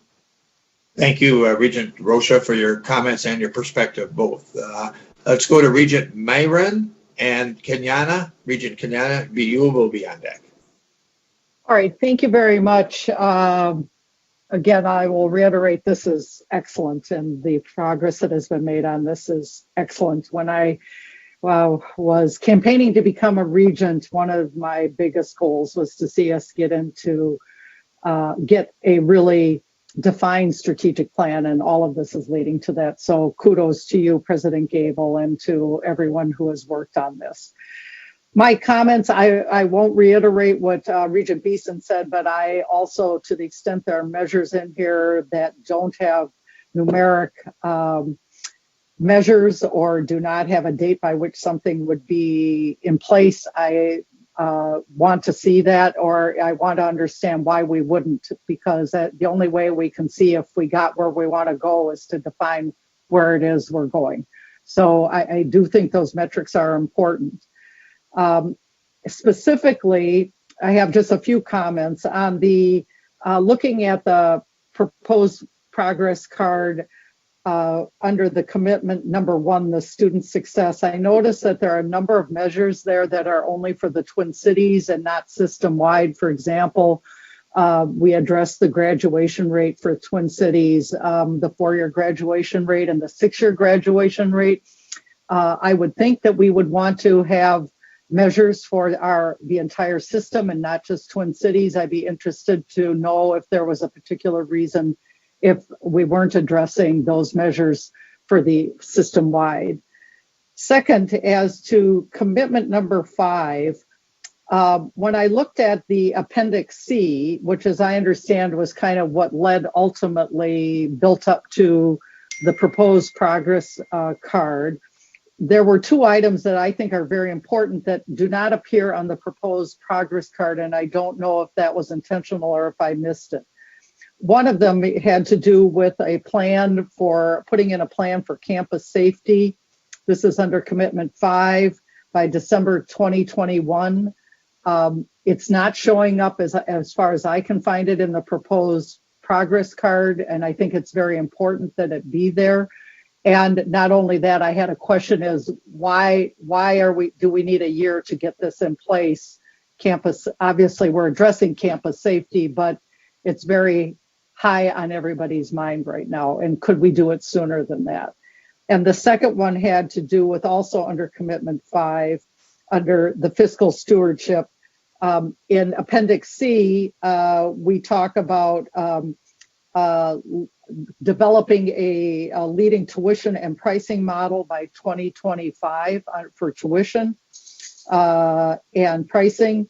And it's not, again, in this progress card. And I think that absolutely is critical and is one of the initial charges that I know we were all interested in, which is there a different tuition and pricing model that can be developed? And I'd like to see it not only be in the progress card, but have it be sooner than 5 years from now. So I don't know if I missed it in the proposed progress card, if that was, or if it was intentionally left out, but in any event, I'd be interested in hearing about that as well. Thank you. Thank you, Regent Mayron. President Gable, is the last comment by Regent Mayron one you want to respond to right now, or is it one that you're going to prepare for? I have actually 2 responses that I'll make very briefly. So the first is that in some cases you see a specific parenthetical that says Twin Cities after a measure. That is to show the board that this is being reported in the progress card Twin Cities only. It doesn't mean it's not being measured on the other campuses. That gets to what I referred to earlier about each chancellor then having their own strategic plan. I have told each chancellor and have told you all that I expect the chancellor's strategic plans to be specific to their campuses, but to speak to the system-wide strategic plan. And the expectation is that they would start eventually presenting their strategic plans to you, and part of their presentation would show how they plug into the measures. But having different number values, 5 different number values, was noisy. And so the thought was for the public-facing progress card, in some cases we would pick where the number was the largest, which in most cases is the Twin Cities campus. It's just for clarity of reporting purposes. Since this is an outward-facing document, it doesn't mean that each campus wouldn't have a target and wouldn't be reporting on it. If the board in its collective wisdom would prefer to increase the size of the progress card from 39 to, it would probably come to about 60 for there to be 5 different, that's fine. This is your card. So that would be if in where we say Twin Cities specifically, we would have all the campuses report. In a couple of cases, I'll note with an asterisk that some of the campuses don't do everything that's on here, but we can work on that as part of the consultation in between. For the things that are in the appendix, but not in the progress card, if there is a preference by the board that some of the things that are either in the operational level be brought up to board level accountability or be accelerated, or in the places where we have directional targets rather than hard targets, in the same way that we've received feedback that everything, no directional targets, only hard targets. If that's what the board wants, then this is your progress card. That's exactly the discussion that we seek to have right now. Chair Sviggum, if I can just briefly respond to that, at least to provide President Gable my sense of it. I don't know if my colleagues will agree. I personally think the progress card is ultimately what we often address. And so I do think, and we are talking about being a system and not being driven solely by the Twin Cities campus. So I do think including to the extent that other system metrics are different, I think they should be included. That's my own view. I personally view that particularly the item with respect to a leading tuition pricing model needs to be, that is a system issue. It's a global issue. I really think that needs to be in our progress card. And I think developing that needs to be as soon as possible, because we continue to struggle with the issues of rising tuition year by year. That's my own view. Thank you. Thank you. Regent Kenyana. Thank you very much, Chair Swigum and President Gable. Some of my comments have been asked and answered. Okay. Regent Beeson, then. No, I'm just. I can think of new ones, Regent Swigum. Some of them were similar to Regent Mayron's last ones about system. And what I will say is I think there's something in between there. And I'm looking more specifically at the student success measures. And I have the current progress card open, and I wonder if for some of those metrics, there could be a percentage goal for system campuses, say 2%, and something like that could be added in addition to the progress card. So anyway, yeah, some of that conversation has been asked and answered, but I certainly I see how it can get, very clunky if you add all of them. But if there was a way to incorporate some of that, because if you look at this, and in order to find out about the other campuses, you have to go open theirs again. Well, how much of this is to what extent is this a system plan? But yeah, I'm sure something in the middle will be figured out. I had just two other comments. One was to just, I guess, react positively to the goal to increase, Minnesota students in our university. And then the other was about the the system-wide mental health goal under student success. And I'm looking at the progress card measure, and it's to develop and launch an initiative by June 2021. I wonder if that could be reframed to be more of the goal or the desired outcome of the initiative. Because, developing an initiative, you're on track to do that in that PRISM, right? And that will be there. But I wonder if we can reframe that to tell us what we expect to get out of PRISM in terms of maybe it's something in the, maybe it's a metric in one of the student surveys or something like that, but to have that more oriented on the outcome rather than the initiative itself. But yeah, thank you. Thank you, Regina. President Gable, do you want to respond, or is it just something to think about for you there? There is a specific thing that I would just float for board consideration in the ensuing period, that there are a few initiatives being launched, some that are in the progress card or some that are in the underlying plan, like the one that Regent Mayron referred to earlier, that we have launched or not launched, and did not do the outcomes with some intentionality, because it would be through shared governance that we would determine those outcomes and then set the targets. I would recommend that we do that in phases, that once things are launched, that when we make our appropriate report to the board, we would then reach agreement on what the outcomes would be, or the targets measures of those outcomes would be. I put that for your consideration in this ensuing consultative period between now and when we would ultimately vote on the progress card, because there are a few of those. Going around the state, let's go to Mankato. Regent Davenport. Thank you, Chair Swigum and President Gable. Most also what I've been thinking about has been said, but I do want to echo appreciation for the good work done, and echo and emphasize what's been said about the measures around targeted student aid and the desire for more conversation around tuition modeling. And as Regent Rocha noted, including the tie into philanthropy, and I'd add business and industry investment in students. But I think we need to take a real close look at that for reasons that have already been expressed. Thank you. Thank you. Regent Beeson.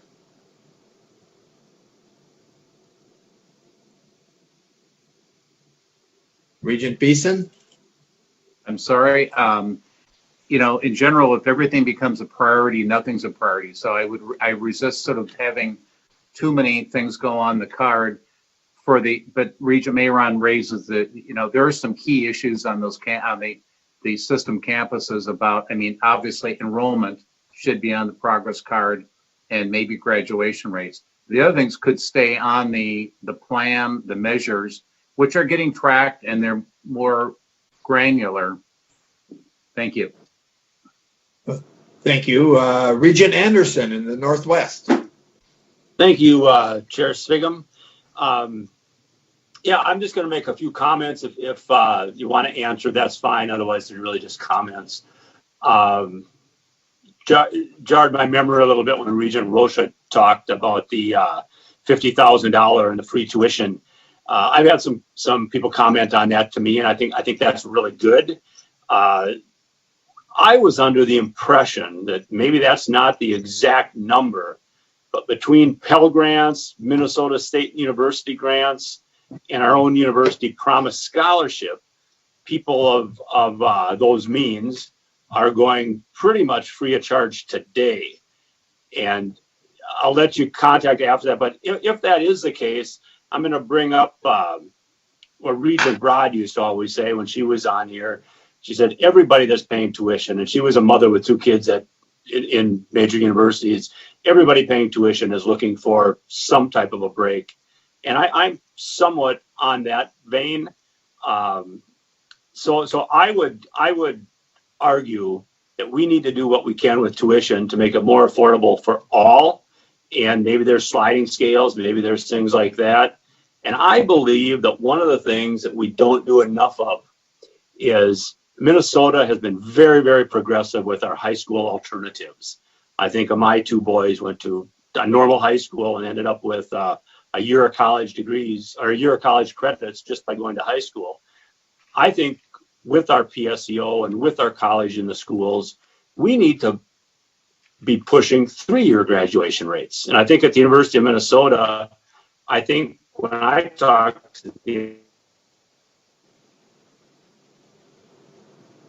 people, that does with tuition costs, it directly takes 25% off because you're paying for 3 years of tuition instead of 4.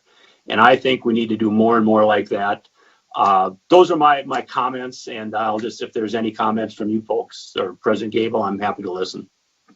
President Gable, is the best form of aid lower tuition? That's not what he said. Well, that's what I got out of it. I respectfully will answer Regent Anderson's question. So, Regent Anderson, you're correct that most families at that income level and above received aid from a variety of sources already. It's not as if at 50,001 there's no aid. This reflects already a sliding scale, but a commitment by the university to close the last mile for those with the highest financial need. It certainly doesn't close the door to all types of other aid. And I do agree that lower aid is a lower cost is an access point without question across the board, regardless of your family's income level. And then with regard to dual enrollment broadly, the umbrella of dual enrollment broadly, huge fan, beneficiary myself, as was my husband, as were all 3 of my children. So I think that's a great idea. Speed to graduation not only lowers the expense of tuition, but it puts you into your earning phase of life sooner. There is no question of its advantages. And so having that be a part of this portfolio is assumed for the administration. Thank you. Thank you. Regent Her.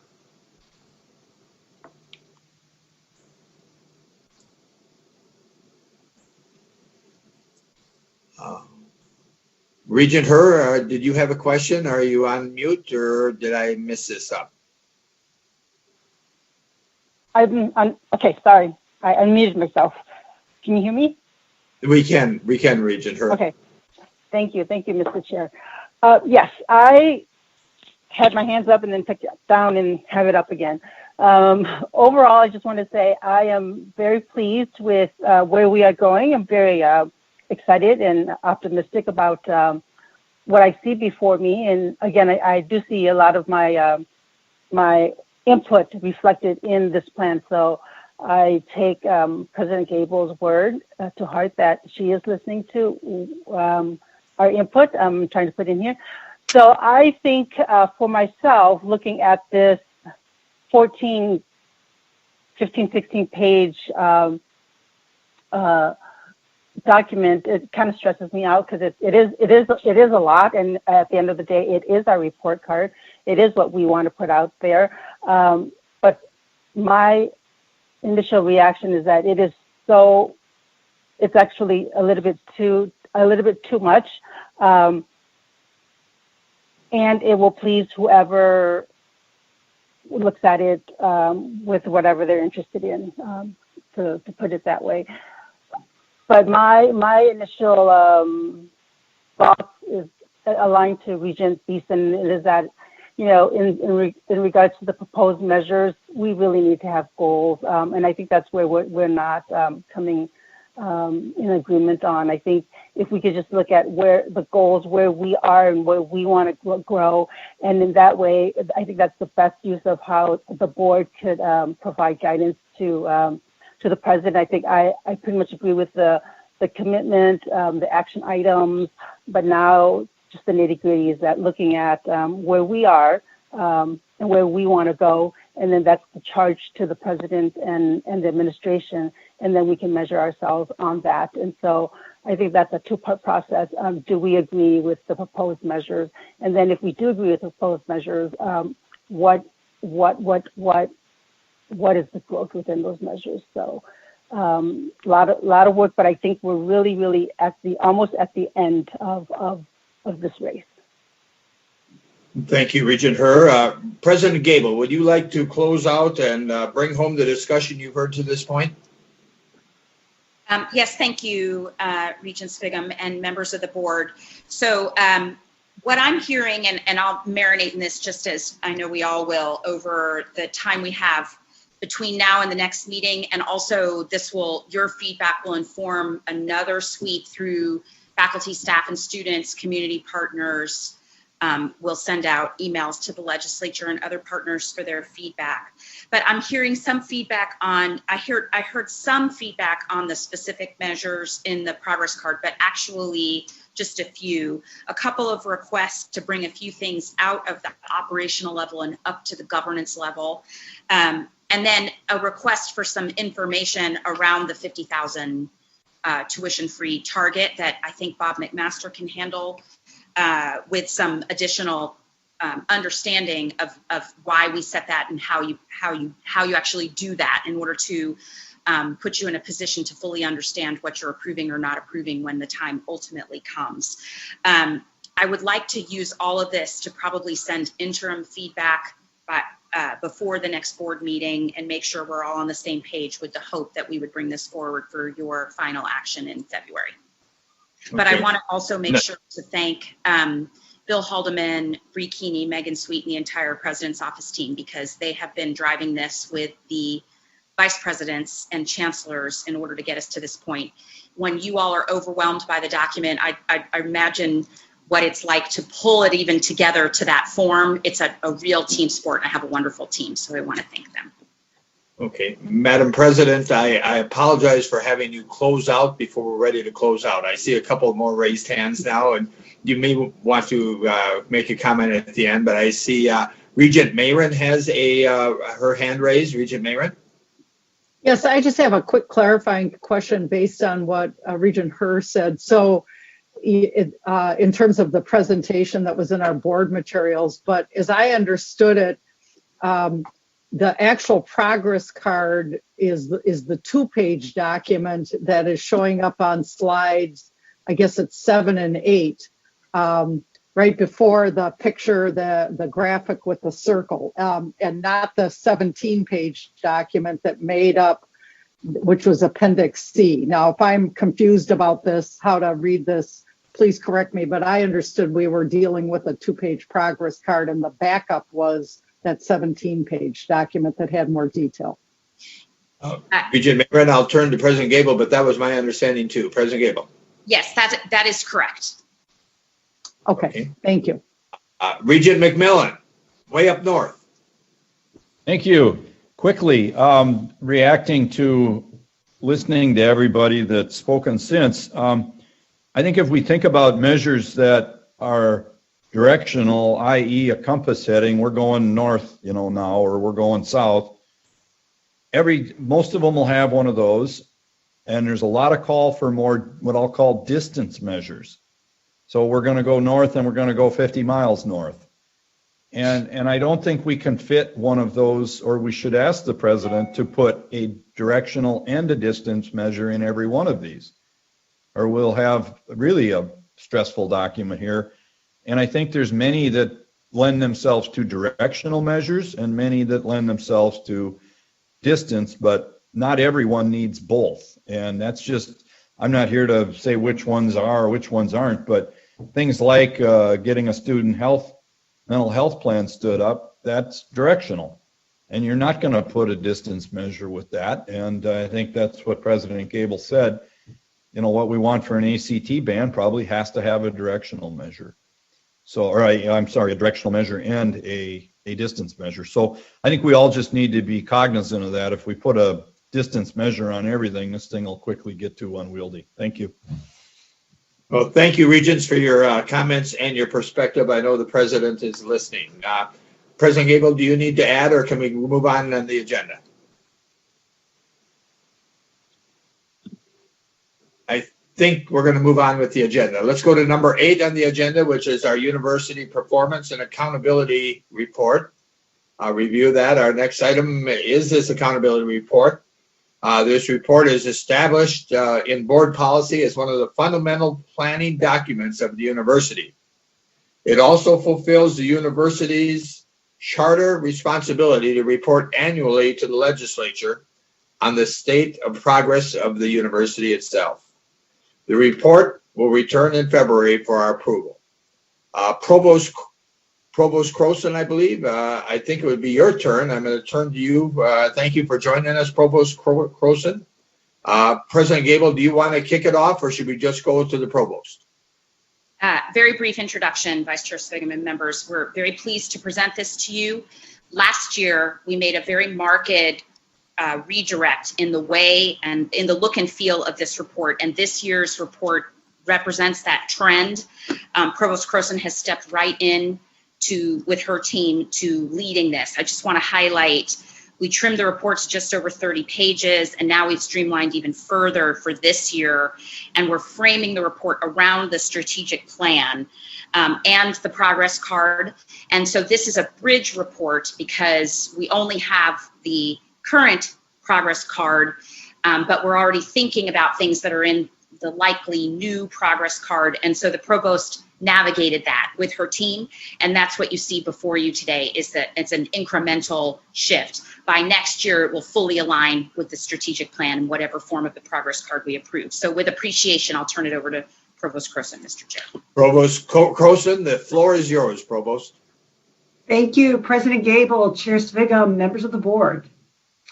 The draft 2020 University Performance and Accountability Report that begins on page 112 of your docket. As mentioned, the report is here today for review.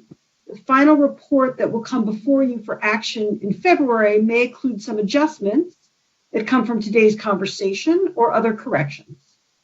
We're especially interested in your thoughts about this year's format and how we might continue to adjust our approach to the report in future years.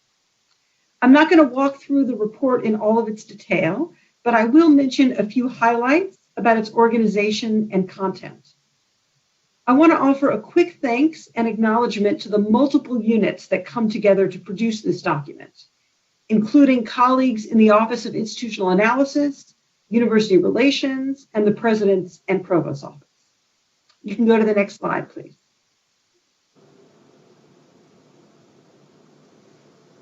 There we go. The report includes a message from the president and then devotes a page to each of the 5 commitments outlined in the system-wide strategic plan. Next, we include the university's progress card measures and an at-a-glance section for each campus that includes peer comparisons.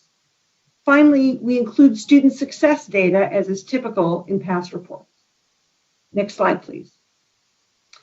Go ahead. I'm not going to walk through all 5 of the commitment areas presented in the report. You heard, for example, Vice President for Research Chris Kramer provide a robust discussion yesterday that addressed discovery, innovation, and impact. But I will offer a few highlights.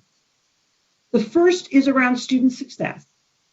This table is a simplified version of the data in the report and compares the Twin Cities campus 4-year graduation rate with other public Big Ten universities. The most recent official data has a 3-year lag, which places us 4th out of 13. Our most recent rate has increased even further, which we project will place us second only to Michigan in subsequent years. Within our own context, the Twin Cities campus current 4-year rate of 72.7% and 6-year rate of 84.5% are the highest in our history. Our improvement over the last 20 years is the largest for any institution like us. And while we are mindful of the continued effects of the pandemic, the future looks strong so far. On the Twin Cities campus, our first-year retention rate from last spring to this fall is at an all-time record high at 93.5%. These accomplishments are the result of dedicated efforts by Vice Provost McMaster and his team, by faculty, by student affairs staff, by academic and financial advisors, and especially by our students. We know that finishing college in 4 years is important in and of itself, but also, as was referred to, significantly reduces the cost of attendance. I want to thank all of these individuals for their continued attention to this important issue. Next slide, please. Each campus in our system sets ambitious and aggressive goals for student success measures endorsed by this board. While there's some discussion we recently had about how these will be represented in the plan, they will all remain moving forward. Many of these goals have been met or exceeded, and the report provides a transparent 10-year history and peer comparison for each campus. Next slide, please.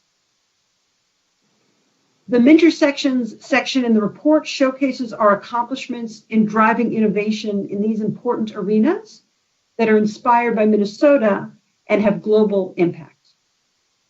Next slide, please. Finally, I want to call your attention to the section on community and belonging. We've made positive strides in demographic representation, and the system-wide strategic plan includes proposed metrics that outline additional gains, not only in representation, but also in inclusion and equity. Our commitment to attracting and supporting people of color to be successful as students, faculty, and staff remains unwavering. Next slide, please. Chair Sviggum, I want to thank you for the chance to give this brief overview of the report. I know that President Gabel and I welcome your questions and ideas for future iterations. Thank you, Provost Croson. Let's turn to Regents and see if they have any comments and or questions of you, Provost. Looking at the raised hand features, Brian, can you help me? I am not seeing any raised hands. Regent Simonson. Okay, from Southwestern Minnesota, Regent Simonson. Thank you, Chair, and thank you for the presentation. Just a question on the community and belonging. How are we going about that? It's been an issue that I've been interested in for a long time, being down here in Southwest Minnesota, and where I've said we've got over 50% English second language in our grade school right now, and trying to get, help them come along. We've mentioned using extension more, because we have an extension here, for example, but how are we approaching that even in the metro area? How are we doing that? Yeah, great question. So, of course, there are many activities that are involved in increasing sense of community and belonging. There's an inventory that's being run to sort of collect all those together. And Vice President Michael Go, is thinking about how to integrate those activities together and help us make sure they're coordinated. Community belonging, of course, is also a separate element in the system-wide strategic plan that we just discussed, with specific metrics that we're aiming to measure and to increase. Regent Simonson, a follow-up? No, thank you very much. It's an interest in how to get it into rural Minnesota, where is Gotcha. interesting to me too. Again, I think we could do a lot more with extension, but let us turn to Regent Rocha. Thank you, Mr. Chair. Thank you, Provost Croson. Again, a lot to be encouraged about here. If we could turn to the progress card, it's on page 119, 120. And this is a question that I've raised for some time as we put this together. We have, it talks about percent of incoming new and currently enrolled undergraduates who are Minnesota high school graduates. I've always, preferred, I would request that we break it out on the gold measures. We break out graduation rate by campus, as opposed to just kind of melding them all together and coming up with one percentage. I think that would tend to diminish the overall percentage, at least with respect to Twin Cities. But for the Twin Cities campus, the other campuses are not turning away students in the same numbers that the Twin Cities campus turns away students, including many resident students that would like to attend our flagship.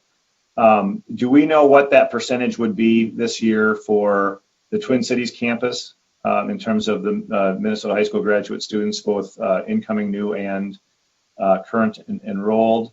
And then, would it be possible for us to break that out on the future progress card so it reflects the one campus that has that scarcity? We would be able to track how the Twin Cities campus is doing in that regard. Thank you. Provost Croson, or would you like to pass that on to Vice Provost McMaster? So I don't have those numbers handy, but I'm happy to get back to you with some detail. Okay. Thank you. Regent Rocha, is that okay that she gets back to us? I think we'd all like to see that, Provost Croson, maybe in a memo to us or response. Sure. Thank you. I see Regent Beeson has his hand raised. Regent Beeson. Thank you, Mr. Chair. I'm reminded that these reports to the legislature have been produced since the 1860s, 1870s. I've seen a couple of them, and as you can imagine, they were a little shorter, 1 or 2 pages, but they're very much the same issues, actually. The value is obviously to the legislature and as per the statute, but really it's good for the university itself to do it, and for us and the other stakeholders in the community to sort of see what it is all rolled up in one document at one time.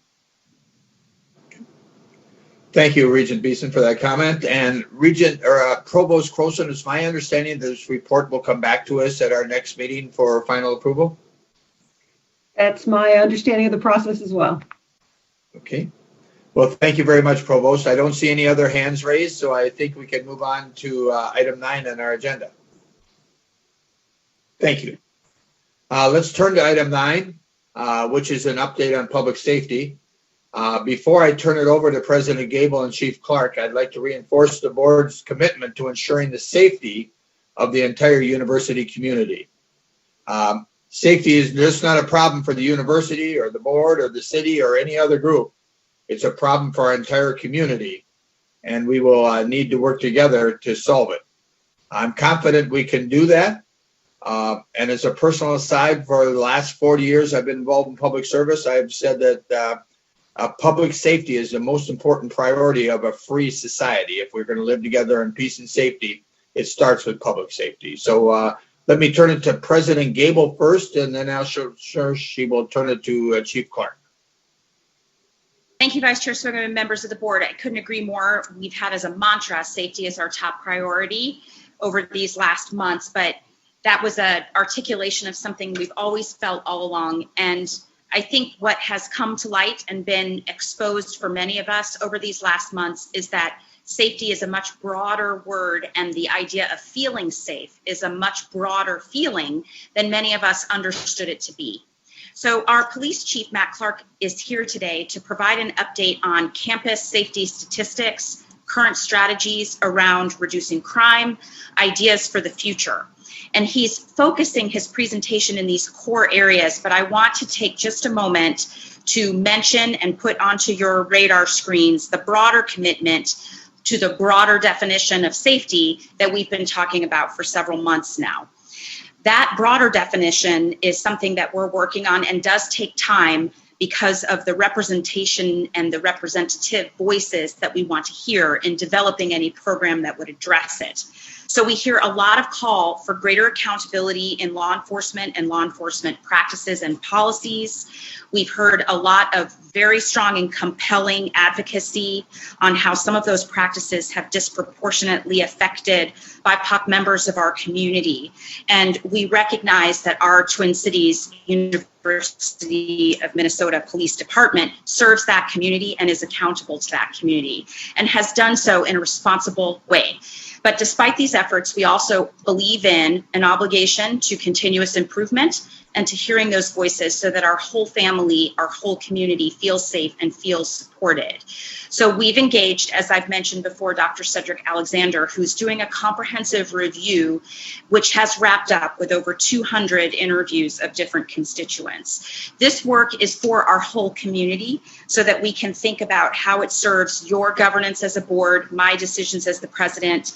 It fulfills part of a call by the University Senate through the Equity, Access, and Diversity Committee in a task force that they've called for. It ultimately serves UMPD and their shared commitment to be the best university and campus police department they can possibly be, starting from an excellent starting point.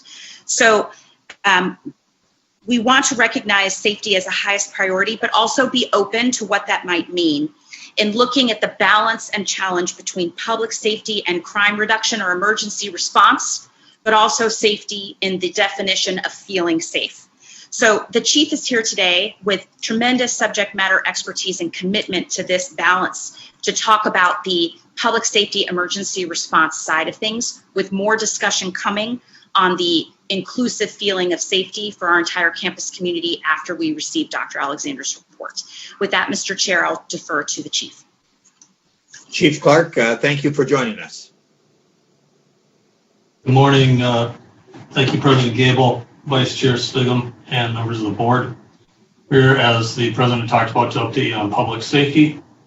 You go to the next slide, the 5 areas that I've been asked to discuss are a specific crime update, recent events related, also our strategies at public safety in dealing with crime and public safety issues on campus.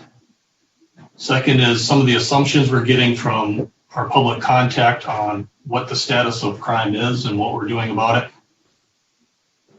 Fourth, the current capacities for the Department of Public Safety. And finally, the proposed strategies that we have on improving safety on campus. Next slide, please.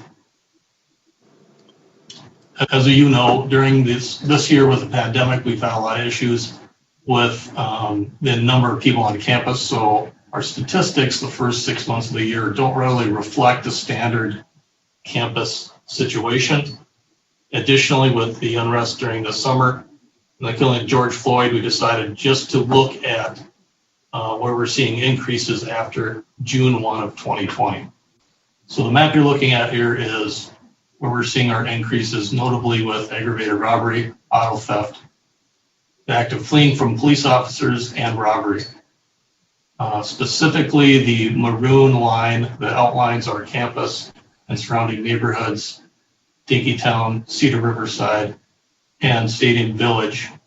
It's obviously noticeable that most of those incidents are happening just off campus or along our campus border. That is historically where we're seeing those increases in crime. Aggravated assault is actually down slightly. And if we go to the next slide, you'll see that comparison of just that specific area, campus and the surrounding neighborhoods.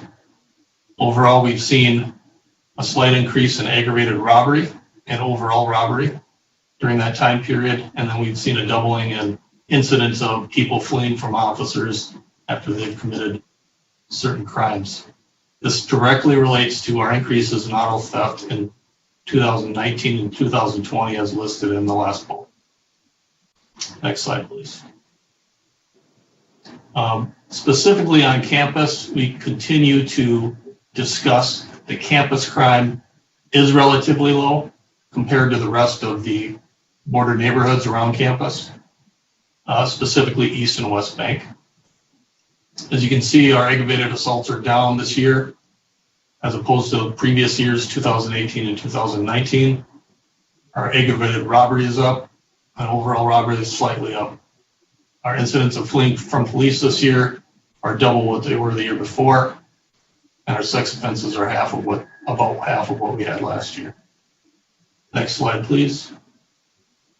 As you would expect with less people on campus, our property crimes are down significantly across campus. I think the university administration made a wise choice to lock our buildings and keep them locked during the pandemic. It has decreased the amount of contact that people have with each other and the general public, but also it has helped us with our property crimes in the 280 buildings we have on the 3 campuses. Next slide, please. So what are our current strategies at the Department of Public Safety? I spoke to you a few years ago on the number one strategy I believe is most important, and that is identifying suspects. Throughout my years in policing and public safety, I know that there are a few individuals committing most of the crime, and they do it consistently. And when you can identify them and bring charges against them and hopefully get them out of the neighborhood, whether that's through incarceration or those charges, that does decrease the amount of crime that you're having. And that is what's going on in the metro and in our surrounding neighborhoods. Add that to that, a highly visible patrol unit, whether that's security or police, and also using bikes and foot patrols in the right areas does help reduce crime as well as a deterrent, but also ensuring that we're able to get to those emergency calls as quickly as possible. I know that individuals who do commit crimes, when they see that you have an active police and security department, they don't hang around very often if they're going to commit a crime, and they are worried about getting caught. They don't want to be apprehended.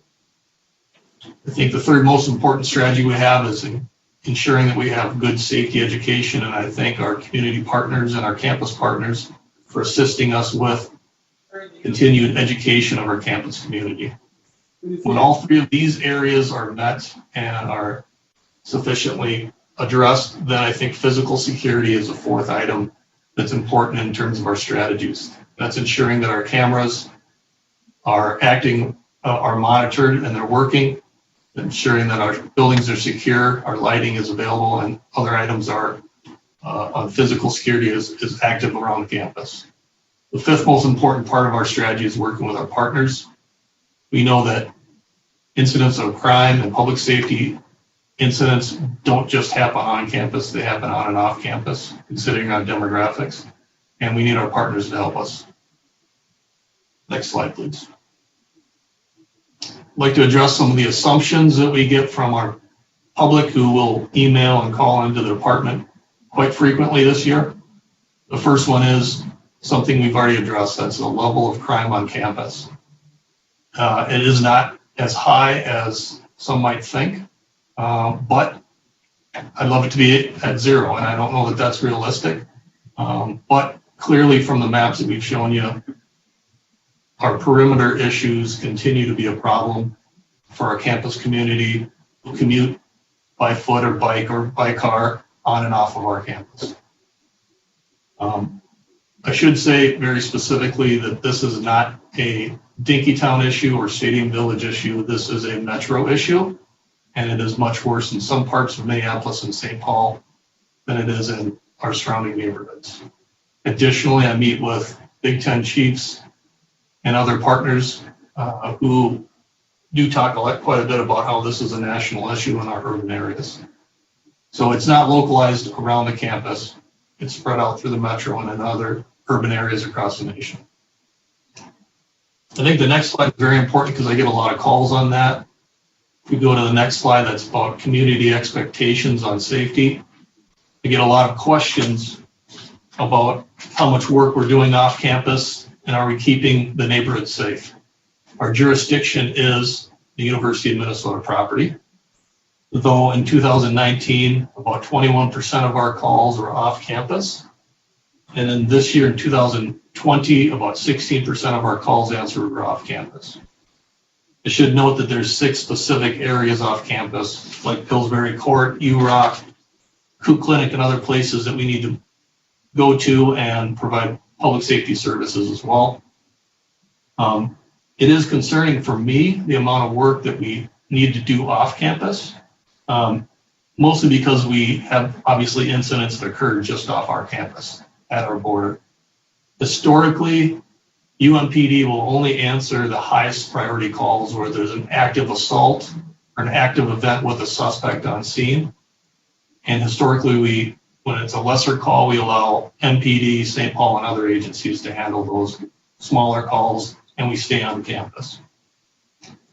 Obviously, by going off campus, this creates a greater exposure and risk to our officers and the university. But I also believe there's a responsibility that we have if there's a person in need just off our campus to go to those highest priority calls because they need immediate assistance. I think at some point the university, and I'm talking university leadership above my position, needs to have an in-depth discussion with our partners in the city of Minneapolis and other partners surrounding the campus, and just how far we're willing to go off campus to answer some of those calls. That's especially with the issues going on with the Minneapolis Police Department and the reduction in their numbers and their ability to take responsibility of our off-campus neighborhood areas. Next slide, please.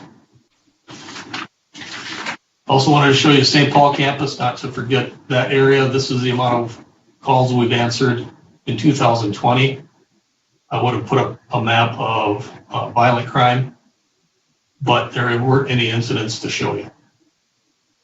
So you can see that when there aren't incidents just off campus, we stayed very close to campus and answer calls on campus property. Next slide, please. We also get a lot of questions on gun-related incidents. This map is not of our aggravated robberies where a weapon was used. It's just on our calls that we've seen with a person with a gun reported by 911, shooting incidents over the last 2 years, reports of a shooting incident, and the sounds of shots fired. Next slide, please. Current capabilities. I think to answer the current capabilities of the Department of Public Safety, we need to understand the workload, the amount of work members of the department are handling. We handle 20 to 25,000 calls, most of them to UMPD and some of them to youth security a year. That's through our 911 center, 624 COPS, 624 WAC, or our 411 line. Some of those calls are also given to us by Minneapolis and other jurisdictions, with individuals calling 911 into their dispatch centers and then having them transferred into ours. Also have a dispatch center, a 911 center that handles about 100,000 calls a year. Those are 911 calls again and other calls from the campus community. The members of the Public Safety Emergency Communications Center who answer those 911 calls also monitor 4,000 cameras across the entire system, 5,000 access points across the entire system on all 5 campuses. They also answer up for 30,000 alarms. There's 50,000 different alarms that we monitor in this monitoring center, and that's for all of the system campuses. Slide, please. So in considering the workload and the amount of work that we're putting out per year, we're authorized to have 56 officers at this time. 42 of them are on patrol. We have 3 shifts, and we're able to put 3, sometimes 4 officers per shift out 3 times a day. University Security has 10 advisors, about 2 working each night to walk through the buildings and provide escorts to our campus community. We're very lucky to still have about 30 to 40 student monitors who also help us at different locations across the campus in providing uniform security. And then we have 10 advisors dedicated to daytime security at the Health Sciences District.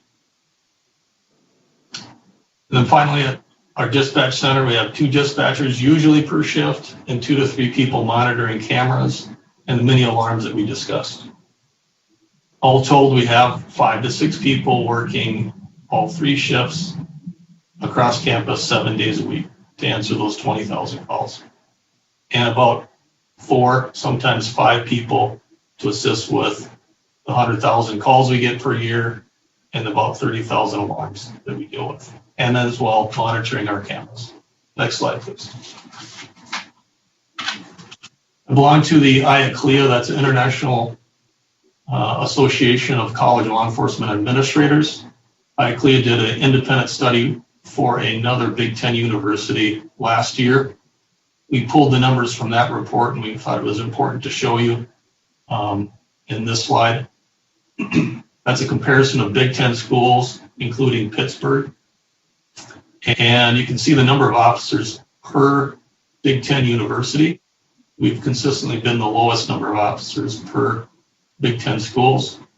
I think the most important column to look at is the column on the far right. And that's the assessment of crime in the surrounding areas.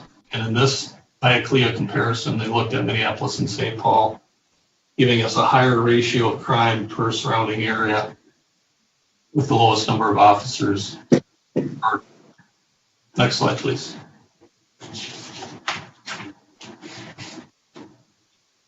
I also think it's really important to discuss not just policing, but public safety services. I do understand the discussions and welcome public input, feedback, and direction on what we do for public safety services. But I want to express that just in 2020, we've had over 1,000 public safety, non-police related calls that we deal with. Why is that important? Because mostly UMPD, but also University Security, they are the first responders of the first responders. Almost always they are there before the fire department, the ambulance service, and any other assisting agencies, because they're very quick at getting to the scene. They're out there and they're active, and they're able to handle many public safety related incidents, whether that's an overdose and they need to deliver Narcan, whether that's a car accident and they need to stabilize someone's spine or add compression to an injury, pull somebody from the river that's jumped from a bridge or fell down the embankment, or it's to, like last week, evacuate a laboratory in a building. Our first responders on campus handle many public safety related incidents that have nothing to do with policing or issuing citations or making arrests. This is a lot of what they do, and on a non-pandemic year, these numbers are even higher. I'll close this slide with saying this. Probably the biggest award I give to UMPD and public safety personnel is a life-saving award. I give a number of them out each year, and that's because of their response to these calls. Next slide, please. Lastly, I was asked to come up with some strategies for public safety and where we could go. I think from our examination of our statistics, we've known historically that our perimeter is the most vulnerable for our campus community. And I think that is where we need to have the bulk of our visibility, and that is where we need to have the bulk of our physical security. I'd recommend expanding our blue light phone coverage. Those are blue lights that you can see in the picture. They do deter crime. They provide a 911 call center for anybody needing assistance, but most importantly, I think they also provide a platform for another camera that can be actively monitored by the PSEC personnel. Second, I'd recommend a robust virtual escort. We do have a 624 WAC program where we do a lot of escorts for our campus community, but I would like to utilize technology to support virtual escorts where somebody can use their phone, request an escort, start walking to their car or to their apartment, and have somebody monitor that walk so that if there's an issue, they could quickly call for assistance. Third, there's the UMPD staffing issue.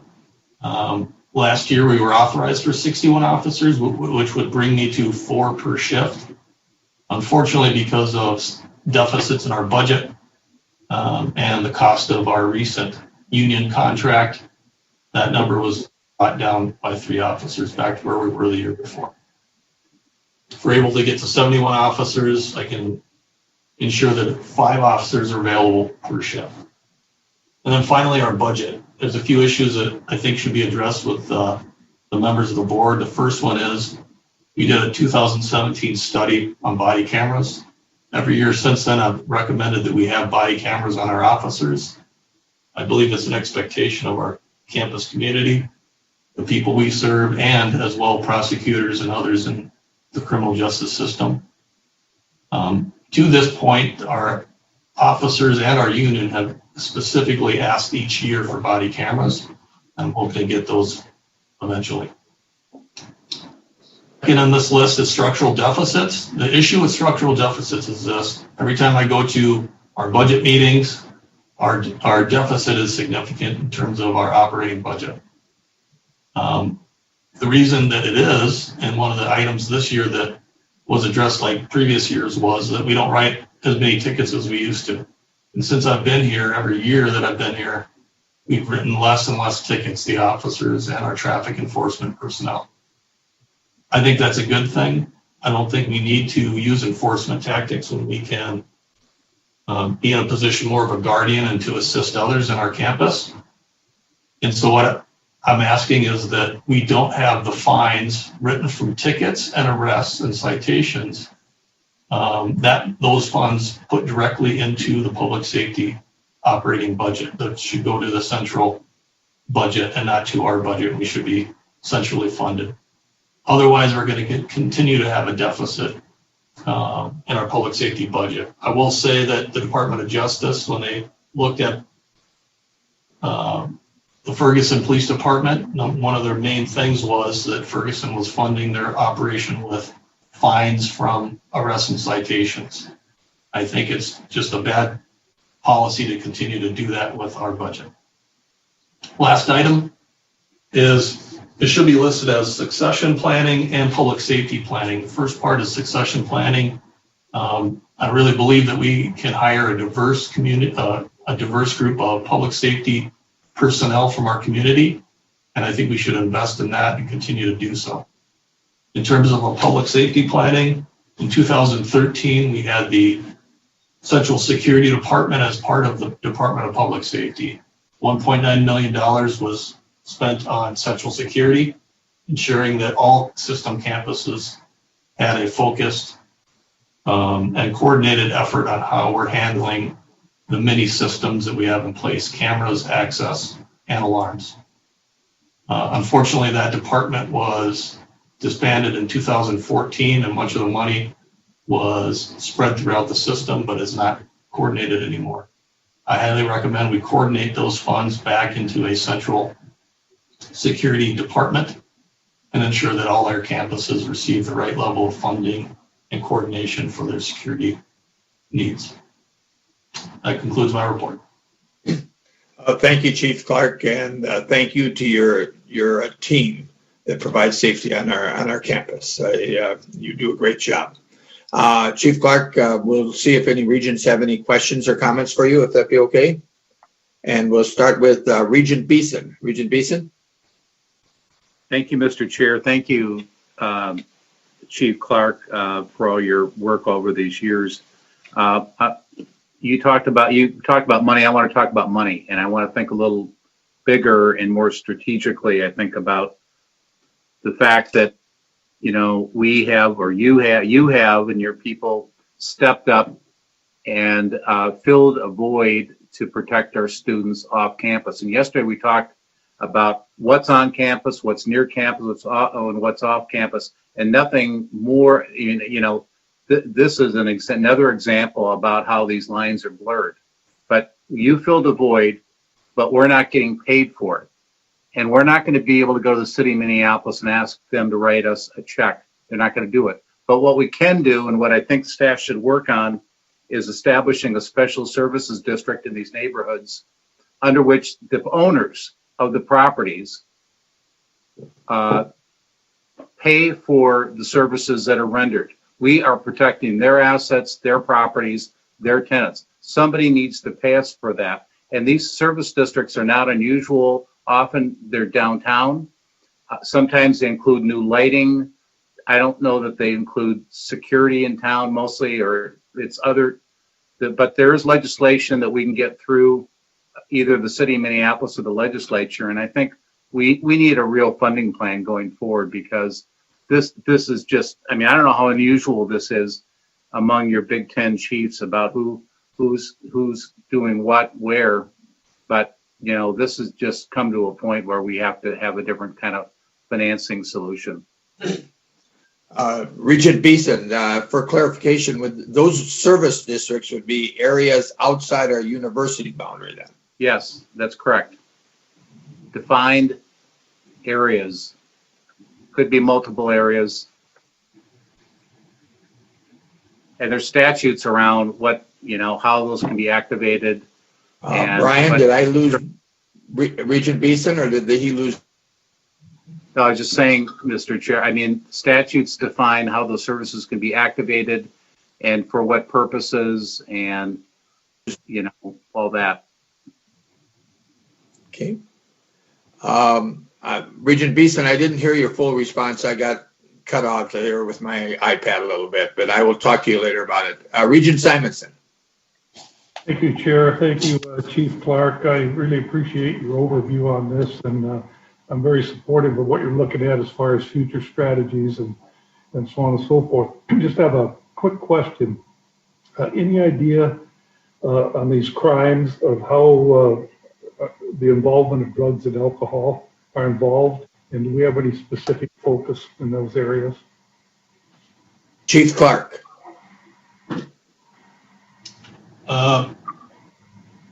Yeah, I'm sorry. Vice Chair Sviggum, could you repeat the question? That didn't come across. Any idea of the involvement of drugs and alcohol in these crimes, and do we have any specific focus here?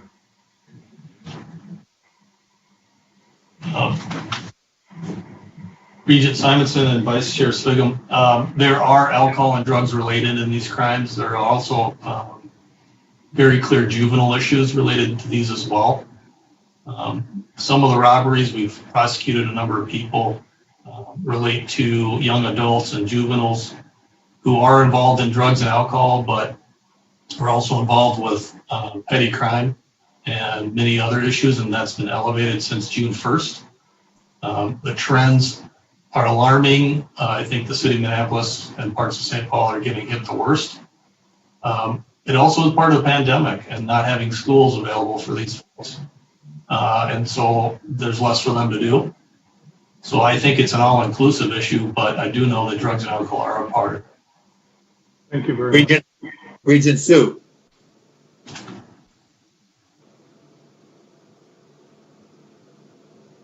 Regent Sue, are you there?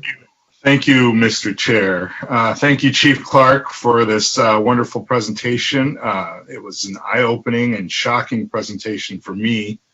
I don't think we've had anything this extensive, at least not in my recent memory.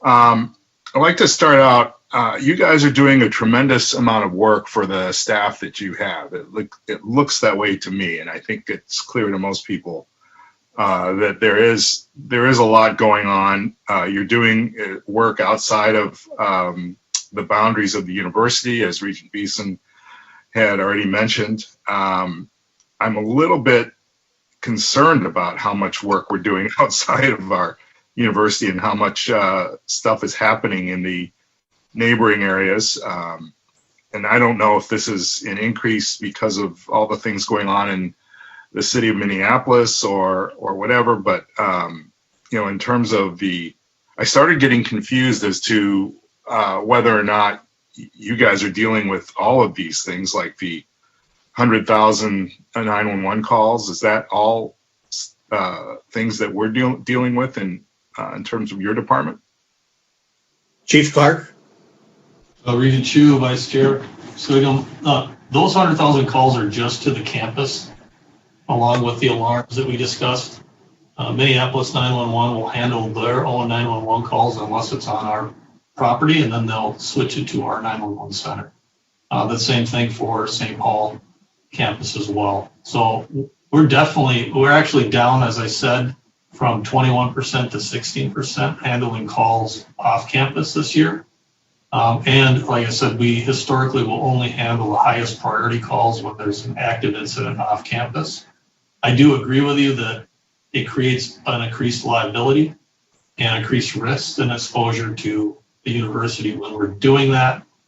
But when it's a block or two off campus, if there isn't another first responder available, do we handle those or not? And I will say that for many, many parents, it gives them a lot of reassurance when I talk to them that somebody's available and they're available quickly to handle those. I think it is up to many of our university leadership personnel, along with others, our partners, to have that longer discussion on what's the commitment from the city of Minneapolis, St. Paul, and other places in handling those neighborhoods and ensuring we have the appropriate level of safety available. Regent Sue. Yeah, Mr. Chair, thank you. Thank you for that, Chief Clark. It's great for the parents. Obviously, the parents are expecting their students to, be able to live and study safely on campus. I'm a little bit concerned about, for example, your gun chart. What page is that? I can't see. 156 or 155, maybe. It's bewildering to me how much gun violence or potential gun violence there is, not necessarily on campus, but near campus for sure. And, I'm not sure which is the most severe. Is red the worst color to look at on this chart? Actual shooting as opposed to sounds and shooting report. So the red is the worst. Regent Shu. Chief Clark. That's correct. That's Okay. actual. Regent Sue. Yeah. Okay. Thank you, Mr. Chair. That takes me to the point where you had some ideas for us. You didn't have any dollars in your report, but for example, what would it cost us to provide body cameras for all of our officers? Or at least it looks like there's only 5 officers per shift. So does that mean 5 cameras that we need to purchase, or what is that? What is that investment for us? Chief Clark. Regent Shu and Vice Chair Swigum, we estimated at about $120,000 per year to start it and to pay for the actual equipment. And that's a recurring cost based on the data requests and the way that video system needs to translate into prosecution.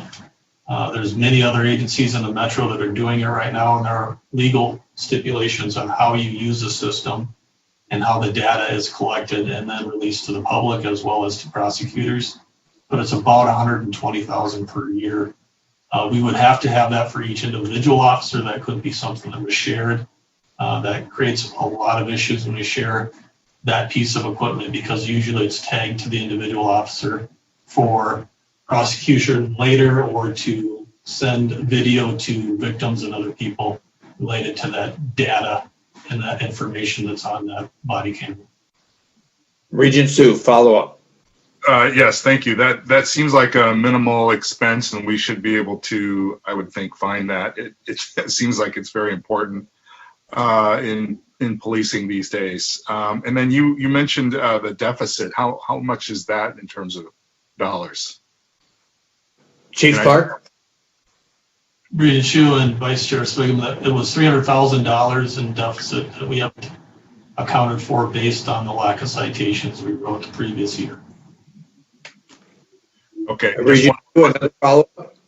Just one more question. Thank you for that. I agree that we should probably be moving to a funding model that doesn't include the number of citations you write. Lastly, you're talking about succession planning. You mentioned diversity. What were you actually saying there in terms of, we just had this, long discussion about progress card and all that kind of stuff, and using numbers and numerics and things like that. So where are we today, and where do you think we need to go in terms of diversity. Chief Clark, and I assume that this probably will be part of Consultant Alexander's report to us too, I would guess, going this in some direction this way. But Chief Clark? You should, Vice Chair Swigum. We participated every year in Pathways to Policing. It's a metro-wide program to try to get diverse candidates into our system, and we pay for all of their college to get through that, and then we also pay for their state licensing process. It takes us over a year to get them in the door, but we do that because we've done very well in hiring diverse candidates from across our many communities. But I also think that that needs to equate to the leadership at the Department of Public Safety. We need to continue to support having people move up in the ranks that are not only diverse, but well qualified and well trained. One of the things that I think after the summer's incidents and the death of the killing of George Floyd is that there's a lot of things that you need expertise on in handling public safety issues. You need experience, you need to know how to work with other partners, and you need to get the university in a position to best handle the many different issues that are coming across. And that's only through experience and education and putting people in positions in public safety. I think it's extremely important to have a number 2 and a number 3 available in the Department of Public Safety if I need to step out or when I retire, that they're able to understand all those issues and take over easily. And that's the succession plan I think is very key. Okay, well, let's move to Regent Myron with Regent Her on deck and Regent Rocha in the hole.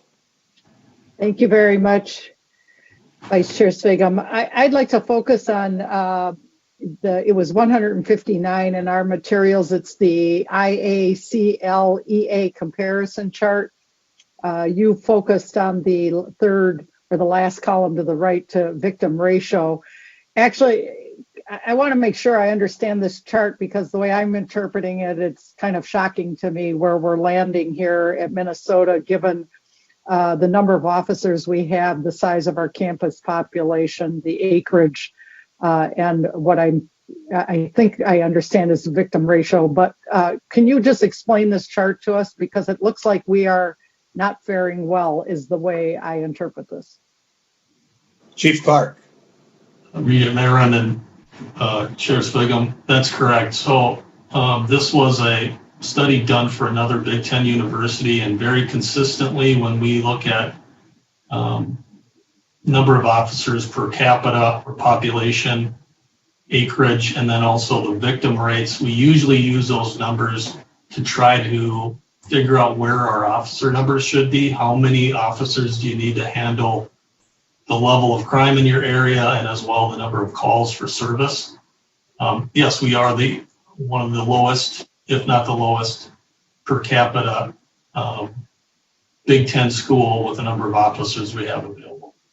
And at the same time, I'm sorry, we're just no, at go the ahead. same time, Go ahead. when you figure out the statistics, and we use the FBI statistics for Part 1 and Part 2 crimes, so it's very easily attainable by anybody doing research to use those Part 1 and 2 crimes. When they do the comparison of the adjacent cities, Minneapolis-St. Paul is one of the highest ratios of crime per area per population. Thank you. Follow-up question, Vice Sure, Chair Regent. Swigum. So You bet. what does the victim ratio mean? 1 in 17. What is the 1 and what is the 17? Chief Clark. Regent Myron and Chair Swigum, what it means is that you have a higher likelihood of being a victim of crime for that specific area that is examined, as opposed to the next adjacent city down for North Carolina's Chapel Hill, and their ratio is higher, so there's less likelihood that you're going to be a victim of Part 1 or 2 crimes.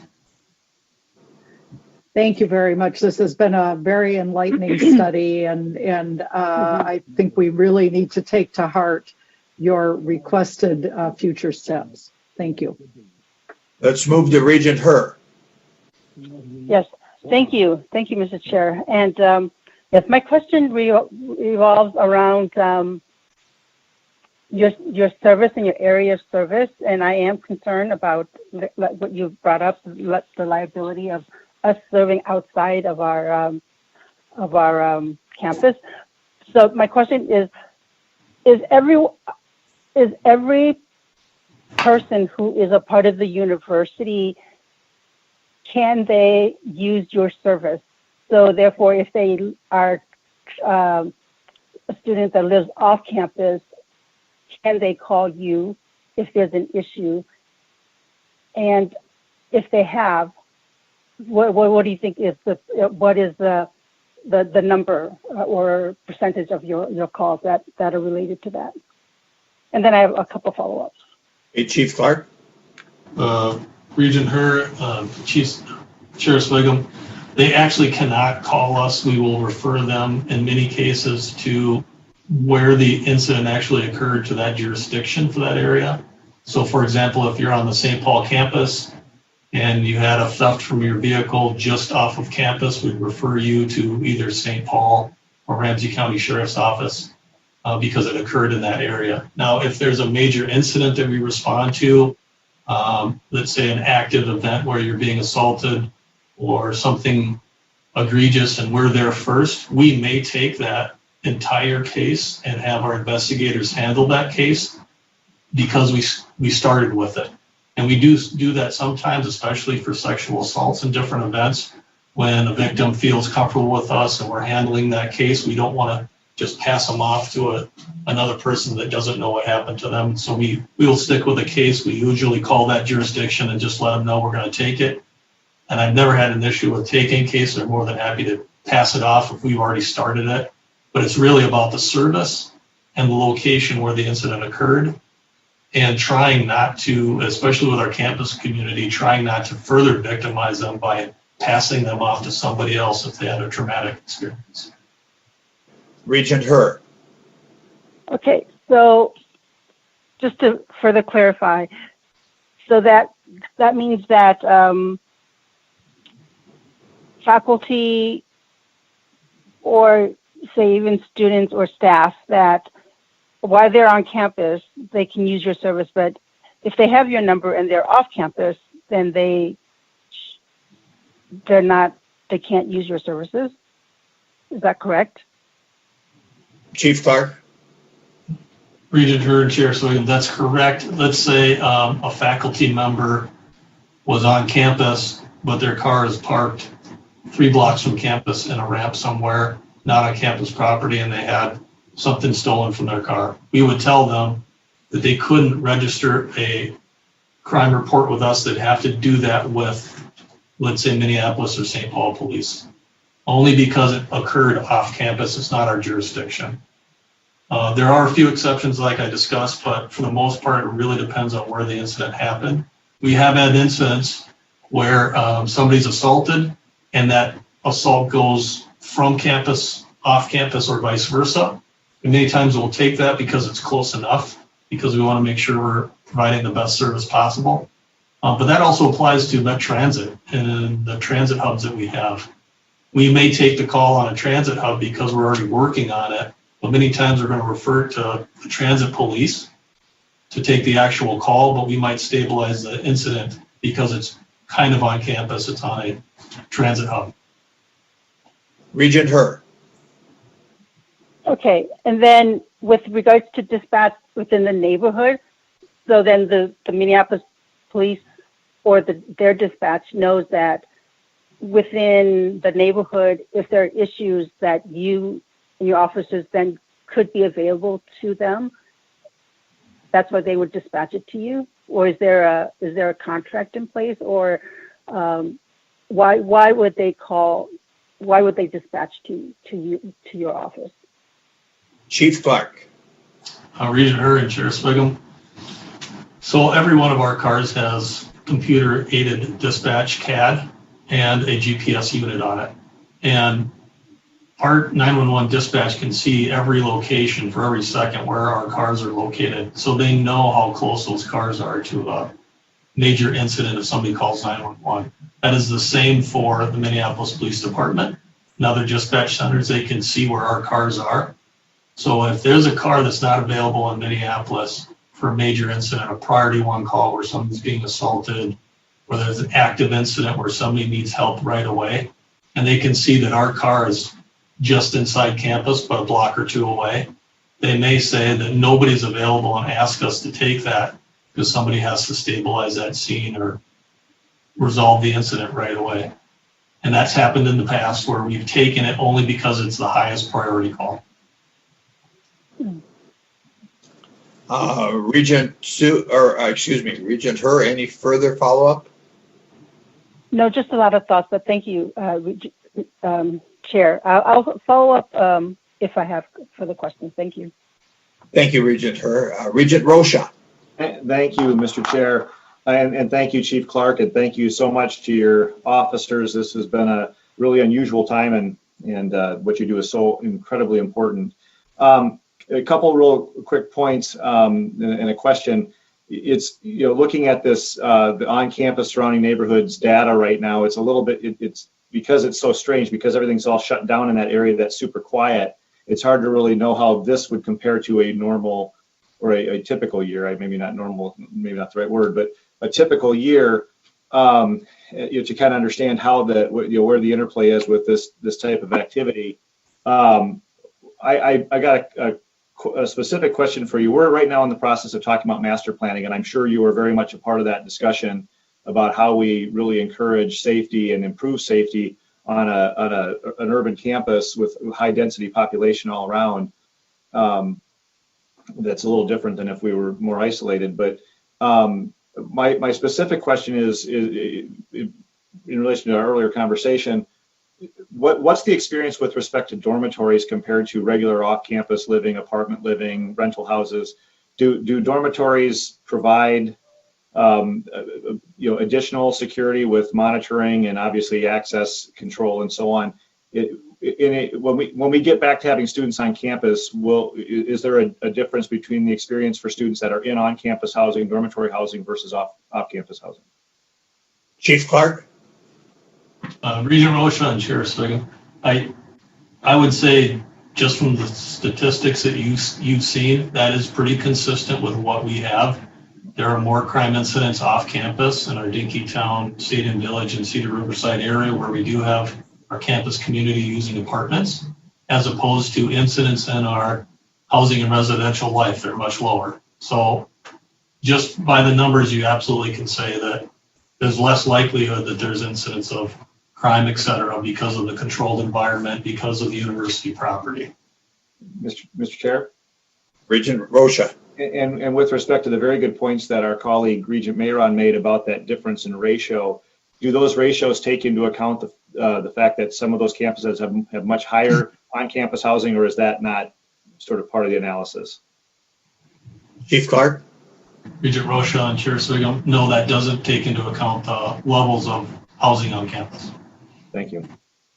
Okay, we'll go to Regent Anderson coming up to bat, but I've seen him hit. Would anybody like to pinch hit? Yeah. Well, thank you, Chair Sviggum. I appreciate that. Chief Clark, great to see you today. One of the pleasures that I've missed of not being able to be on campus is to visit with you on the street. I always enjoy visiting what's going on, and you're a straight shooter, and I appreciate that. My question comes from we've got a couple of issues here from my point of view, and the crime surrounding the campus is an issue. I think if we can't fund our UMPD, that those issues will cause revenue issues eventually with students maybe worrying about that.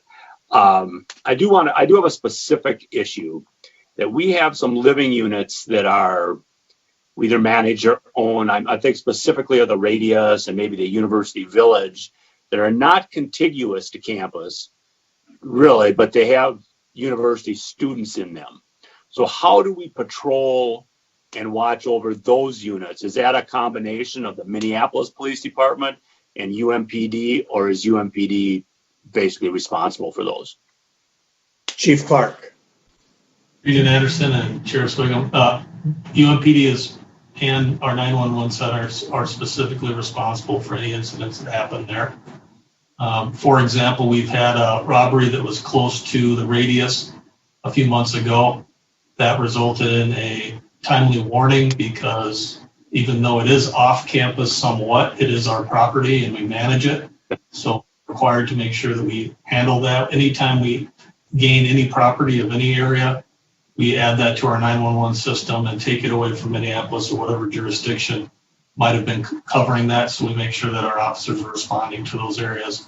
But that does bring up a very good point, which is our campus is so porous and there's so many places, whether it's Pillsbury Court or whether it's U Village or others, that we are traveling from one place to another. We wind up being in those areas consistently and having to handle some of the calls that are just off of the property. Just a very quick follow-up, and I thought in your comments, and I know somewhere this summer we provided funding for what we thought were 4 officers, and I think somewhere in your comments you said 3 of those additional officers might have been eliminated because of other costs. My suggestion is when we get to university budgeting here, I would love you to make a proposal which includes the officers you think you need to go to the 5-person patrols, and then let us think if we can fund that. So you don't have to comment on that, but I do want an answer. Were we not able to fund those 4 positions? Chief Clark. Regent Anderson and Chair Swigum. Those 4 were 4 security advisors. We were at 6 at one point. Now we have 10. Okay. But just a reminder, half of their work is doing escorts, usually on a non-COVID year. And then the other half, about half of their shift of 4 hours is spent in the buildings, walking through the buildings. They get through a building every maybe 30 to 40 minutes, and they have 280 to get through. And there's usually maybe 3 working. So just getting those extra 4 were very important. Okay. Just a big thank you for all you do, and that's it for me, Chair Swigum. Okay. Thank you, Regent Anderson, for your comments and your questions. Regent Kenyana. Thank you very much, Mr. Chair, Chief Clark, for the presentation and the conversation that everyone's had. Again, a lot of what I was going to say has been covered, but just a couple of comments, then a question. First reaction, I guess I was just kind of surprised to know that we're not equipped with body cams. You know, of course, while they can be limited in their effectiveness, they're an expectation somewhat these days. So that was an assumption on my part, but just generally surprised to see that we're not equipped with those, and I think that would be appropriate. And then I'm looking at the chart you have comparing with mostly Big Ten institutions and some others in there, and I want to clarify on the victim ratio. The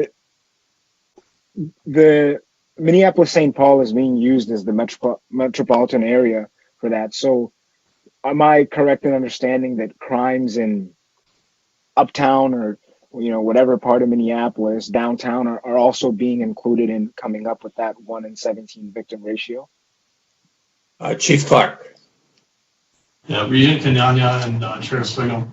On the first part, that's correct. So it's pretty standard for comparisons from IACLEA, our professional association, to measure the surrounding jurisdiction, the city of Minneapolis and St. Paul in this case, and to take those well-documented numbers and to put them in a victim ratio.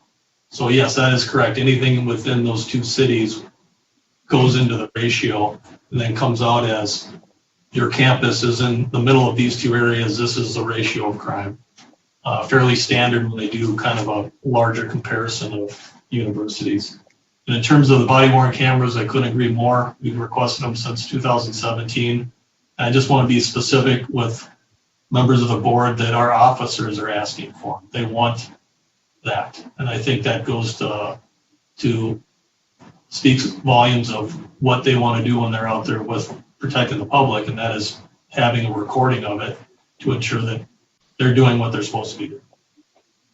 Regent Kenyana. Thank you, Mr. Chair. Thank you, Chief Clark. Thanks for the clarification.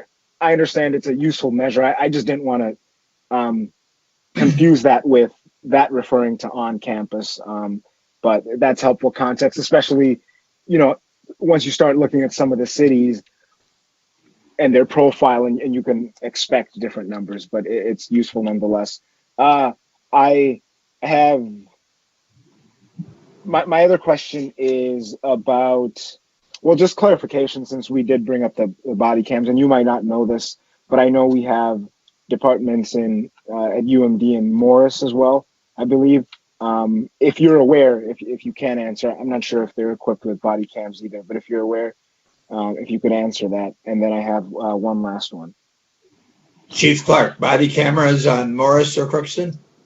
Regent Kenyanya and Chair Swigum, Morris does have a body camera kind of setup. It's very outdated. I have talked to both chiefs from Morris and Duluth. We've worked closely when this 2017 study occurred. They were part of the study as well. And the recommendation was a system-wide recommendation for body cameras for all sworn officers and possibly for security as well. Okay. Regent Kenyanya, did I hear you had one more follow-up? I did. Thank you, Mr. Chair. This lastly, I know President Gable framed this up in, being clear that this is specifically about the data and about the crime, and kind of framed up all the other work happening, to address the broader sense of safety, as she put it. But I think I'd be remiss not to ask, since we do have you here, and in the year we have had,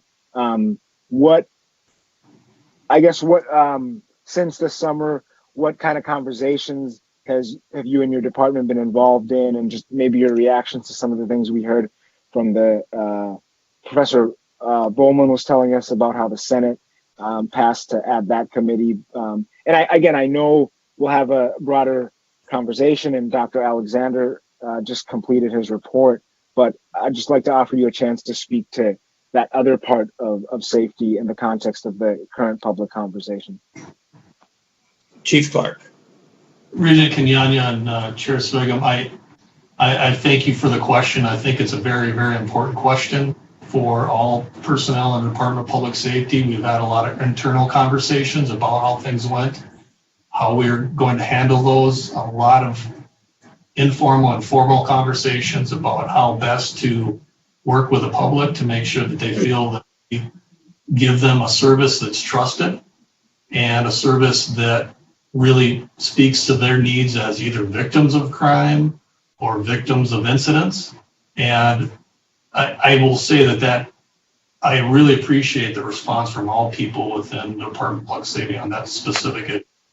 When it comes to the different requests from students, groups, and others, I've participated in them. I've said it's harder for me as the person running the Department of Public Safety to jump on any one of those different requests. There's many different ones in the different directions, and I've asked them to use the current systems within the university to make the change they want. I encourage that. I think it's important, but it's really hard for me to say, well, I'm only going to work with one or two groups, and others may or may not feel like they're able to do that. So the other last piece, and I think it's extremely important, is I've had a lot of conversations with Dr. Alexander and a lot of conversations with not only Metro chiefs and state representatives, but also with Big Ten chiefs on where they're going and what they're doing. We just had a Big Ten chiefs meeting, obviously via Zoom this week. And these conversations are definitely no different than other Big Ten universities. They're all having the discussions and deciding what we want to do, whether it's reframing or having a different perspective on safety. And I think that is absolutely key that we continue to do that. And I'm more than willing to be a part of it. And I appreciate the leadership from the university in saying, we're not going to wait. We're going to move forward as much as possible and engage as many people as possible with those conversations. In our system is going to make it easier for me and members of the department to do our job and gain trust and gain a relationship with our community. Chief Clark, thank you for appearing before us, and thank you for what you do. I think from Regent questions and comments, you should feel fairly supported and empowered. Thank you, Chief Clark. Thank you, Chair. We will move on to committee business at this point in our agenda. Turning to that committee business, let's begin with the report of the Audit and Compliance Committee. Regent Rocha, please share your report with us. Thank you, Mr. Chair. The Audit and Compliance Committee did not consider any action items this month on discussion. We had several discussion items that I summarized briefly. First, our external auditors from Deloitte provided an update on their fiscal year 2020 audit work. They have completed their audit of the university's financial statements, and those final statements were reported to the board in the Finance and Operations Committee docket. The committee also discussed potential items to be considered for future meeting agendas. Regent Kenyanya, Chief Auditor Klatt, and I appreciated the input from the committee, as it will be helpful in shaping our agendas for the months ahead. And Chief Auditor Klatt also provided an update on the work the internal audit team and the committee offered additional ideas on audits that could be included in their audit plan. Thank you, Mr. Chair. That concludes my report. Thank you, Chair Rocha. Let's go to Regent Beeson. Will you please report on behalf of the Litigation Review Committee, Regent Beeson?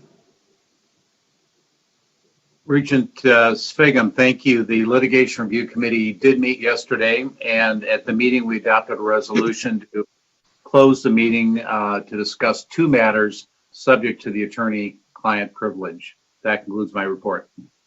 Thank you, Regent Beeson. For the Mission Fulfillment Committee, Regent Anderson, please. Thank you, Chair Sviggum. The Mission Fulfillment Committee acted on one action item this month.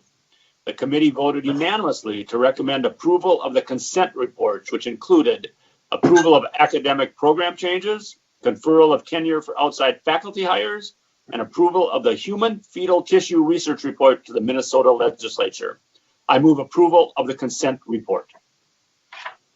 Regent Anderson has moved the approval of the consent report. That is before us.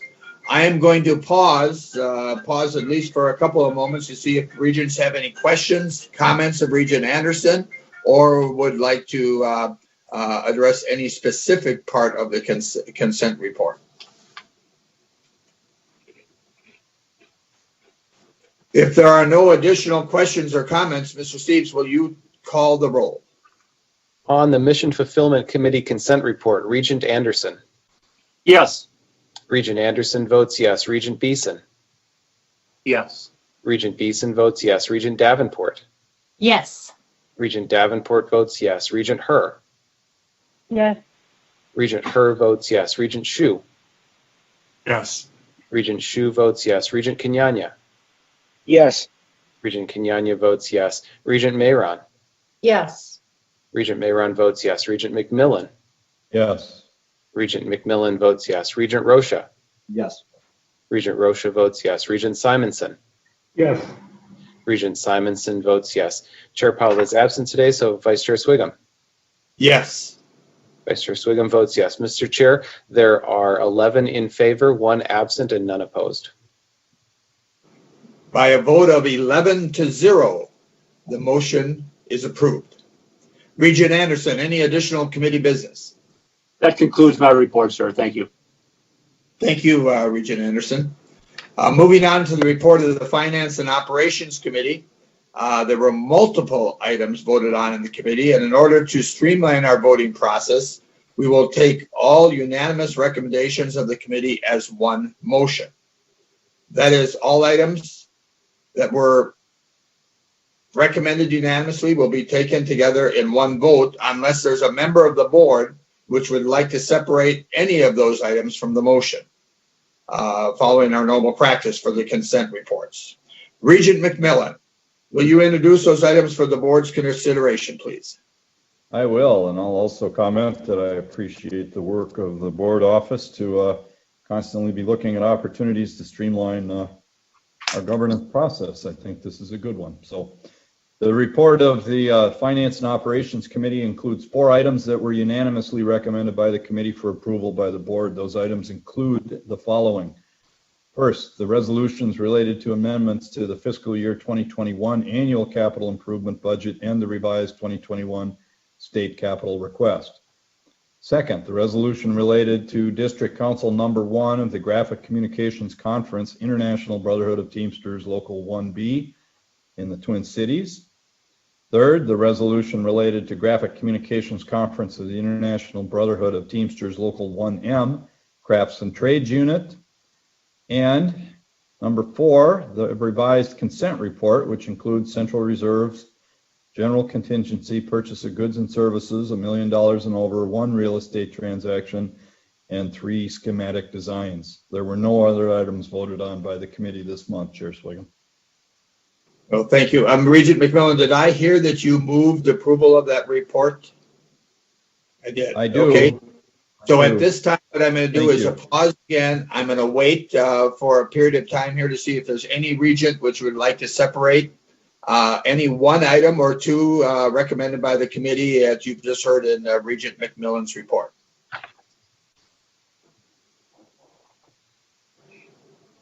I do not hear any motion or any discussion from any regent, so I think we'll go ahead to vote on the unanimous motions as one item. Right, Mr. Steves. On the Finance and Operations Committee recommendations, Regent Anderson. Yes. Regent Anderson votes yes. Regent Beeson. Yes. Regent Beeson votes yes. Regent Davenport. Yes. Regent Davenport votes yes. Regent Herr. Yes. Regent Herr votes yes. Regent Hsu. Yes. Regent Hsu votes yes. Regent Kenyanya. Yes. Regent Kenyanya votes yes. Regent Mayron. Yes. Regent Mayron votes yes. Regent McMillan. Yes. Regent McMillan votes yes. Regent Rocha. Yes. Regent Rocha votes yes. Regent Simonson. Yes. Regent Simonson votes yes. Chair Paul is absent. Vice Chair Swiggum. Yes. Vice Chair Swiggum votes yes. Mr. Chair, there are 11 in favor, none opposed, and 1 absent. Thank you, Mr. Steves. On a vote of 11-0, the McMillan motion is approved. Thank you, Regent McMillan. You have any additional committee business you want to bring before the full board? No, sir, that concludes my report. Thank you very, very much. And finally, Regent Myron from this morning, will you please share your report of the Governance and Policy Committee, please? Yes, thank you, Vice Chair Sviggum. The Governance and Policy Committee had one action item on our agenda today, the resolution related to the urgent approval authority, and voted to postpone action on that item until our February 2021 meeting. Thank you, Chair Sviggum. That concludes my report. Thank you, Chair Myron. Let's go on to the further agenda on our board, number 12, the old business. Is there any old business to come before the board? If there is, please indicate by either raising your hand or using the raise hand feature. Seeing none, I think we will move on to new business. Is there any new business to come before the board? Again, we will pause to see if there's anybody who has a raise. Oh, there is a raised hand.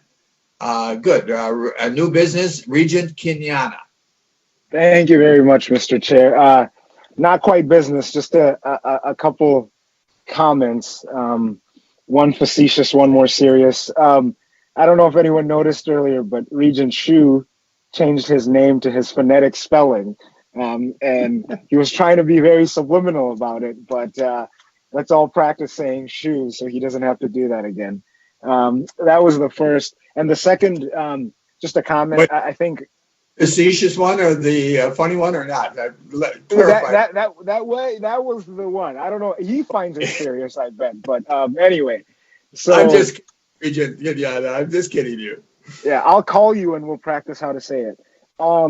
So for my second point, as I've engaged with, different parts of our university, I consistently hear more desire for engagement with the board from people. And earlier this year, I had the chance to join a meeting of the Civil Service Consultative Committee, and I really enjoyed the report we had to today from the Faculty Senate, and thought it might be appropriate going forward to consider finding ways to maybe in the form of an annual report to hear from both the Civil Service and the P&A Senate, because we certainly have students represented here. We have the faculty report, and this is from a while ago, but I do remember a strong desire from the staff to have that opportunity. So not business, but I wanted to put that out there for leadership and board office consideration.